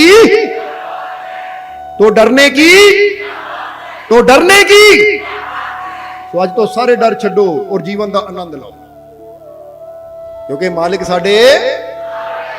ਸੋ ਆਓ ਹੁਣ ਸਮਾਂ ਕਾਫੀ ਹੋ ਗਿਆ, ਹੁਣ ਇਹਨਾਂ ਵਚਨਾਂ ਨਾਲ ਹੀ ਇਸ ਸਤਸੰਗ ਦੀ ਸਮਾਪਤੀ ਕਰੀਏ। ਪਰ ਉਸ ਦੇ ਨਾਲ ਨਾਲ ਫਿਰ ਕਹਿਣਾ ਚਾਹਾਂਗੇ ਕਿ ਪਹਿਲੀ 2 ਦਾ ਮਹਾਨ ਪਵਿੱਤਰ ਪ੍ਰਗਟ ਦਿਵਸ ਜੋ ਬੜੇ ਮਾਲਕਾਂ ਔਰ ਬੀਬੀ ਹਜ਼ੂਰ ਦਾ ਦਰਬਾਰ ਤੇ ਮਨਾਇਆ ਜਾ ਰਿਹਾ ਹੈ, ਪ੍ਰਭਾਤ ਫੇਰੀਆਂ ਦੀ ਆਰੰਭਤਾ ਤਾਂ ਕੱਲ ਤੋਂ ਹੋ ਹੀ ਚੁੱਕੀ ਹੈ। ਹੁਣ ਤੁਸੀਂ ਕੋਸ਼ਿਸ਼ ਕਰਨਾ ਕਿ ਨੈਣਵਾਲ ਵੈਦ ਜਾਂ ਲਾਗੇ ਲਾਗੇ ਜਿੰਨੇ ਪਿੰਡ ਆ, ਨਰਿਆਲਾ ਹੋ ਗਿਆ, ਸਿਕਰੀ ਹੋ ਗਏ, ਕਿੱਥੋਂ ਕਿੱਥੋਂ ਜੀਵ ਆਏ ਆ, ਬੜਾ ਲਾਗੇ ਆ ਤੁਹਾਡੇ ਦਰਬਾਰ, ਕਿ ਅਸੀਂ ਪਹਿਲੀ ਨੂੰ ਵੀ ਸ਼ੋਭਾ ਯਾਤਰਾ ਦੁਪਹਿਰ ਦੀ ਹੈ ਉਹਦੇ 'ਚ ਵੀ ਸ਼ਾਮਿਲ ਹੋਈਏ। फिर रात का भी सत्संग है, फिर अगले दिन तो है ही खुशियां का दिन कि 11 बजे 171 फुट उच्चे निशान साहब की चढ़ाई होनी है, और वो खुशियां का टाइम है। और जिदा ही पहले ही दसिया जे जीवन च खुशी चाहिए तो अच्छी संगत में जरूर जाओ। अज इत्थे आए हैं तो देखो अपने नूं फील करो, नींद उड़ी कि नहीं, जोश आया कि नहीं अंदर, कितना जोश है। जय मालकां दी। बस ये जोश नूं कायम रखना सदा, ढिले नहीं कदी पैना, क्योंकि पहले दसिया मंजिल बड़ी वड्डी है, जे ढिले पै गए, सुस्त पै गए तो फिर टाइम निकल जाएगा, मंजिल नहीं मिलेगी। क्योंकि बड़ी मंजिलों के मुसाफिर छोटे झगड़ों में नहीं पड़ते। जिन्होंने बड़ी मंजिल ते पहुंचना होवे ना, वो छोटी छोटियां गल्लां दी फिक्र नहीं करते, झगड़ियां 'च नहीं पैंदे कि ना मैनू की बोलिया, कि ना मैनू की कह दिता, मेरे कोल की है की नहीं है, इदां दी फिक्र नहीं करते। वो कहते साडी मंजिल बहुत बड़ी है। और जब मंजिल की तरफ जाना है ना, तो रास्ते तुहानू कई बिल्ले मिलने हैं, कई की मिलता हुंदा है। इसलिए कहते ना बंदा हाथी तुरिया, कुत्ते बिल्ले भौंकदे आ, म्याऊ म्याऊ करदे करी जान। हाथी तो अपनी चाल च लगा रहिंदा, जो कल्ले कल्ले कुत्ते नाल लड़न लग पे, तो फिर तो हाथी कदे अगे वधे ही नहीं। हाथी बन जाओ, मस्त हो के अपने मालिक दे इश्क विच, ओहदी खुमारी विच बढ़दे चले जाइए, परवाह ना करिए दुनिया की कहंदी है। सानू पता असीं अपने मालिक दे दसे रास्ते ते जा रहे हैं, बस असीं अपनी मंजिल देखनी है, फिक्र नहीं करनी दुनिया की बोलदी है, निंदिया करदी है, चुगली करदी है, गालां कढदी है, की परवाह। क्योंकि गुरुआं रहबरां नूं भी कामयाब इंसानों को बहुत कुछ करना पिया, सहना पिया, पर उन्होंने दुनिया की परवाह नहीं की, बल्कि उन्होंने मेहनत करके उस मंजिल ते पहुंच के दिखाया। तो जिहड़े गल्लां करन वाले सी, जदों मंजिल मिली ना, फिर उही सलामा करदे सी। इसलिए तुसीं भी हार नहीं मननी, बस खुश रहना है, और जो मेरे कोल है मैं इहदे नाल की वेस्ट कर सकदा हां, ये मैं करन दी कोशिश करनी है। देख पराई चोपड़ी ना तरसाइए, दूजे की चोपड़ी देख के नहीं तरसना। मेरे कोल जो रुखी मिस्सी है ना, ਇਹਦਾ ਵਧੀਆ ਕਿਦਾਂ ਸਵਾਦ ਲੈ ਸਕਦਾ ਹੈ, ਉਹ ਰੁੱਖੀ ਨੂੰ ਮੈਂ ਕਿਦਾਂ ਵਧੀਆ ਬਣਾ ਸਕਦਾ ਹਾਂ, ਰੁੱਖੀ ਦਾ ਟੇਸਟ ਮੈਂ ਕਿਦਾਂ ਅੱਛਾ ਲੈ ਸਕਦਾ, ਇਹ ਦੇਖਾਂ ਕਿ ਮੇਰੇ ਕੋਲ ਰੁੱਖੀ ਹੈ ਨਾ, ਤੇ ਇਹਨੂੰ ਮੈਂ ਇਦਾਂ ਦੇ ਢੰਗ ਨਾਲ ਖਾਵਾਂ ਕਿ ਜਿਹਨਾਂ ਕੋ ਚੋਪੜੀ ਉਹ ਵੀ ਹੈਰਾਨ ਰਹਿ ਜਾਣ ਕਿ ਭਾਈ ਰੁੱਖੀ ਨੂੰ ਇੰਨੇ ਸਵਾਦ ਨਾਲ ਖਾ ਰਿਹਾ ਹੈ। ਸਮਝਦੇ ਹੋ ਕਿ ਨਹੀਂ? ਕਿਉਂਕਿ ਕਈਆਂ ਕੋਲ ਮਟਰ ਪਨੀਰ ਯਾਨੀ ਸਭ ਕੁਝ ਵਧੀਆ ਤੋਂ ਵਧੀਆ ਹੁੰਦਾ ਹੈ, 36 ਪ੍ਰਕਾਰ ਦੇ ਪਕਵਾਨ, ਪਰ ਉਹ ਖਾਂਦੇ भर गया पेट ले। की मजा है, एक रुखी रोटी बनता है, मजा आ गया। नींबू के अचार ना मजा आ गया, अंब के अचार ना ही मजा आ गया, रुखी रोटी वाह स्वाद आ गया। तो देखो देख के यार कमाल की गल है, मेरे को 36 प्रकार के पकवान है, मैनू आ स्वाद नहीं है, अचार रख के खाई जाता, स्वाद ले जाता है। क्योंकि स्वाद रोटी च नहीं हुंदा, स्वाद साडे अंदर लैण वाली भावना च हुंदा कि मैं स्वाद लेना, लाओ स्वाद। समझ दो कि नहीं? और जो स्वाद लेना हो हाथ में रोटी भी ना हो ना, उदा ही बंदा करके देखो तो ना, देखो कितना स्वाद आता है। नहीं करके देखो, अजमा के देखो, कहते अजमा के देखने आता। एक तो तुम मजाक समझते हो, कहते फकीरां दी गल्लां नूं कदी मजाक ना समझो, वो च राज हुंदे। तो लैके देखो इदां अपने हाथ नाल लाओ, आ देखो ये सब तो स्वादिष्ट चीज है, मजा आ गया। आया कि नहीं स्वाद? अच्छा किनू किनू आया स्वाद? उदे ना कही जाओ, फील करना है, फील करना। स्वाद किथे है? स्वाद हाथ ते रखी हुई रोटी दाल सब्जी च नहीं है, स्वाद तो तुहाडे। हुण जरा सोचो ਜੇ ਮੁਰਦੇ ਦੇ ਹੱਥ ਤੇ ਤੁਸੀਂ ਚੋਪੜੀ ਰੋਟੀ ਦੇਸੀ ਘੇ ਨਾਲ ਰੱਖ ਦੇਵੋ ਔਰ ਕਹੋ ਆਹ ਦੇਸੀ ਘੇ ਦੇ ਵਿੱਚ ਬਣਿਆ ਹੋਇਆ ਸਾਗ ਹੈ, ਵਿੱਚ ਮੱਖਣ ਪਾਇਆ ਹੈ, ਭਾਈ ਸਵਾਦ ਲੈ ਲਾ, ਮੁਰਦਾ ਸਵਾਦ ਲੈ ਲੇਗਾ? ਮਰਿਆ ਹੋਇਆ ਆਦਮੀ ਸਵਾਦ ਲੈ ਲੇਗਾ? ਇਹਦਾ ਮਤਲਬ ਸਵਾਦ ਰੋਟੀ 'ਚ ਨਹੀਂ ਹੈ। ਜੇ ਰੋਟੀ ਦਾਲ ਸਬਜ਼ੀਆਂ 'ਚ ਸਵਾਦ ਹੋਵੇ ਤਾਂ ਫਿਰ ਤਾਂ ਮੁਰਦਾ ਵੀ ਉੱਠ ਕੇ ਬਹਿ ਜਾ ਵੀ ਹਾਂ ਬੜੀ ਸਵਾਦ ਹੈ, ਖਾ ਕੇ ਮਰਦਾ ਹੈ। ਜੀਂਦਾ ਆਦਮੀ ਸਵਾਦ ਲੈਂਦਾ ਹੈ, ਕਿਉਂ? ਕਿਉਂਕਿ ਸਵਾਦ ਤੁਹਾਡੇ ਅੰਦਰ ਉਹ ਪ੍ਰਮਾਤਮਾ ਜੋ ਅੰਦਰ ਬੈਠਾ ਚਲਾ ਰਿਹਾ ਨਾ, ਉਹ ਹੈ ਅਸਲੀ ਸਵਾਦ। ਇਸ ਲਈ ਉਹਨੂੰ ਰਸ ਕਿਹਾ ਗਿਆ ਹੈ। ਇਸ ਲਈ ਸਵਾਦ ਤੇ ਅਸੀਂ ਉੱਦਾਂ ਹੀ ਬਹੁਤ ਲੈ ਸਕਦੇ ਹਾਂ। ਹੱਥ ਸਾਡੇ ਖਾਲੀ ਵੀ ਹੈ ਨਾ ਤਾਂ ਵੀ ਸਵਾਦ ਲੈ ਸਕਦੇ ਆ। ਮੇਰੇ ਮਾਲਕ ਦੀ ਰਹਿਮਤ ਨਾਲ ਭਰਪੂਰ ਆ ਮੈਂ, ਕਿਉਂਕਿ ਰਹਿਮਤ ਨਜ਼ਰ ਇਹਲੇ ਦੇਖ ਕੇ ਹੱਥਾਂ ਨੂੰ ਕਹੋ ਜ਼ਰਾ ਇਹ ਹੱਥ ਖਾਲੀ ਹੈ। ਜੇ ਖਾਲੀ ਸਮਝ ਲੈ ਫਿਰ ਖਾਲੀ ਹੈ। ਦੇਖੋ ਆਪਣੇ ਹੱਥਾਂ ਨੂੰ। ਅਸੀਂ ਜਦੋਂ ਸਵੇਰੇ ਉੱਠਦੇ ਹਾਂ ਪਹਿਲਾਂ ਆਪਣੇ ਹੱਥ ਦੇਖਦੇ ਹਾਂ। ਪਤਾ ਕੀ ਦੇਖਦੇ ਹਾਂ ਫਿਰ? ਕਿ ਸ਼ੁਕਰ ਹੈ ਮੇਰੇ ਮਾਲਿਕ, ਇਹਨਾਂ ਹੱਥਾਂ 'ਚ ਇੰਨੀਆਂ ਰਹਿਮਤਾਂ ਹੈ ਕਿ ਇਹਨਾਂ ਰਹਿਮਤਾਂ ਦਾ ਫਾਇਦਾ ਅਸੀਂ ਤਾਂ ਲੈਣਾ ਤਾਂ ਲੱਖਾਂ ਜੀਵਾਂ ਨੂੰ ਵੀ ਦੇਣਾ ਹੈ। ਆਹੀ ਕਹਿੰਦੇ ਨਾ ਸਮਝੀ ਖਾਲੀ ਹੱਥ ਫਕਰਾਂ ਦੇ, ਇਹਨਾਂ ਹੱਥਾਂ 'ਚ ਬੜੀ ਤਸੀਰ ਯਾਰਾ, ਜਦ ਮੱਥੇ ਤੇ ਹੱਥ ਰੱਖ ਦੇਣ ਫਕਰ ਬਦਲ ਜਾਂਦੀ ਹੈ ਲਿਖੀ ਤਕਦੀਰ ਯਾਰਾ। ਝੋਲੀ ਅੱਡੀ ਖੜੇ ਦਰ ਫਕਰਾਂ ਦੇ, ਕਈ ਬਾਦਸ਼ਾਹ ਕਈ ਅਮੀਰ ਯਾਰਾ। ਦੇਖ ਫਕਰਾਂ ਨੂੰ ਅੱਲਾ ਦਾ ਦਰਸ਼ ਪਾਵੇਂ, ਫਕਰ ਅੱਲਾ ਦੀ ਹੈ ਤਸਵੀਰ ਯਾਰਾ। ਇਹ ਹੈ ਫਕੀਰਾਂ ਦਾ ਕੰਮ। ਇਸ ਲਈ ਆਪਣੇ ਹੱਥਾਂ ਨੂੰ ਕਦੀ ਖਾਲੀ ਨਾ ਸਮਝੋ। ਇਹ ਖਾਲੀ ਹੱਥ ਨਹੀਂ ਹੈ, ਇਹ ਮੇਰੇ ਮਾਲਿਕ ਨੇ ਮੈਨੂੰ ਬਣਾਇਆ ਹੈ। ਤਾਂ ਮੇਰੇ ਹੱਥਾਂ 'ਚ ਬਹੁਤ ਰਹਿਮਤਾਂ ਹੈ, ਬਹੁਤ ਬਰਕਤਾਂ ਹੈ, ਬਹੁਤ ਬਖਸ਼ਿਸ਼ਾਂ ਹੈ। ਜਦੋਂ ਫੀਲ ਕਰੋਗੇ ਤੁਹਾਨੂੰ ਆਪਣੇ ਹੱਥ ਭਾਰੀ ਲੱਗਣਗੇ। ਭਾਰੀ ਦਾ ਮਤਲਬ ਲੱਗੇਗਾ ਕੁਝ ਹੈ ਮੇਰੇ ਹੱਥਾਂ 'ਚ। ਸੋ ਦੇਖ ਕੇ ਫੀਲ ਕਰੋ ਮੇਰੇ ਹੱਥਾਂ 'ਚ ਬਹੁਤ ਰਹਿਮਤ ਹੈ। ਮੇਰੇ ਮਾਲਕ ਨੇ ਰਹਿਮਤ ਰੱਖੀ ਹੋਈ ਹੈ ਮੇਰੇ ਹੱਥਾਂ 'ਚ, ਬਰਕਤ ਰੱਖੀ ਹੋਈ ਹੈ ਮੇਰੇ ਹੱਥਾਂ 'ਚ, ਖੁਸ਼ੀਆਂ ਰੱਖੀਆਂ ਹੋਈਆਂ ਮੇਰੇ ਹੱਥਾਂ 'ਚ। ਇਹ ਮੇਰੇ ਹੱਥ ਖਾਲੀ ਨਹੀਂ ਹੈ, ਬਹੁਤ ਕੁਝ ਹੈ ਮੇਰੇ ਕੋਲ। ਜਦੋਂ ਫੀਲ ਕਰਾਂਗੇ ਤਾਂ ਫਿਰ ਤੁਹਾਨੂੰ ਫੀਲ ਹੋਏਗਾ ਕਿ ਵਾਕਈ ਬਰਕਤ ਹੱਥਾਂ 'ਚ ਹੁੰਦੀ ਹੈ, ਰਹਿਮਤ ਹੱਥਾਂ 'ਚ ਹੁੰਦੀ ਹੈ, ਚੀਜ਼ਾਂ 'ਚ ਨਹੀਂ ਹੁੰਦੀ। ਕਈ ਵਾਰ ਲੱਖਾਂ ਪਤੀ ਵੀ ਦੁਖੀ ਹੋ ਕੇ ਬੈਠੇ ਹੁੰਦੇ ਆ, ਤਾਂ ਕਈ ਵਾਰ ਜਿਹਦੇ ਪੱਲੇ ਕੁਝ ਵੀ ਨਹੀਂ ਹੈ ਉਹ ਵੀ ਆਨੰਦ ਲੈ ਰਿਹਾ ਹੁੰਦਾ, ਕਿਉਂਕਿ ਬਰਕਤ ਖੁਸ਼ੀ ਇੱਥੇ ਹੈ ਅੰਦਰ। ਕਿਉਂਕਿ ਅੰਦਰ ਹੈ ਸਾਡਾ ਮਾਲਿਕ ਪਰਮਾਤਮਾ ਪ੍ਰਭੂ, ਉਹਨੂੰ ਮਹਿਸੂਸ ਕਰੋ। ਕਰ ਲਿਆ ਕਿ ਨਹੀਂ? ਇਸ ਲਈ ਬਸ ਇਹ ਚੀਜ਼ ਸਮਝਣੀ ਹੈ। ਸੋਹਣਾ ਸੋਹਣਾ ਮੇਰਾ ਮੁਰਸ਼ਿਦ ਸੋਹਣਾ।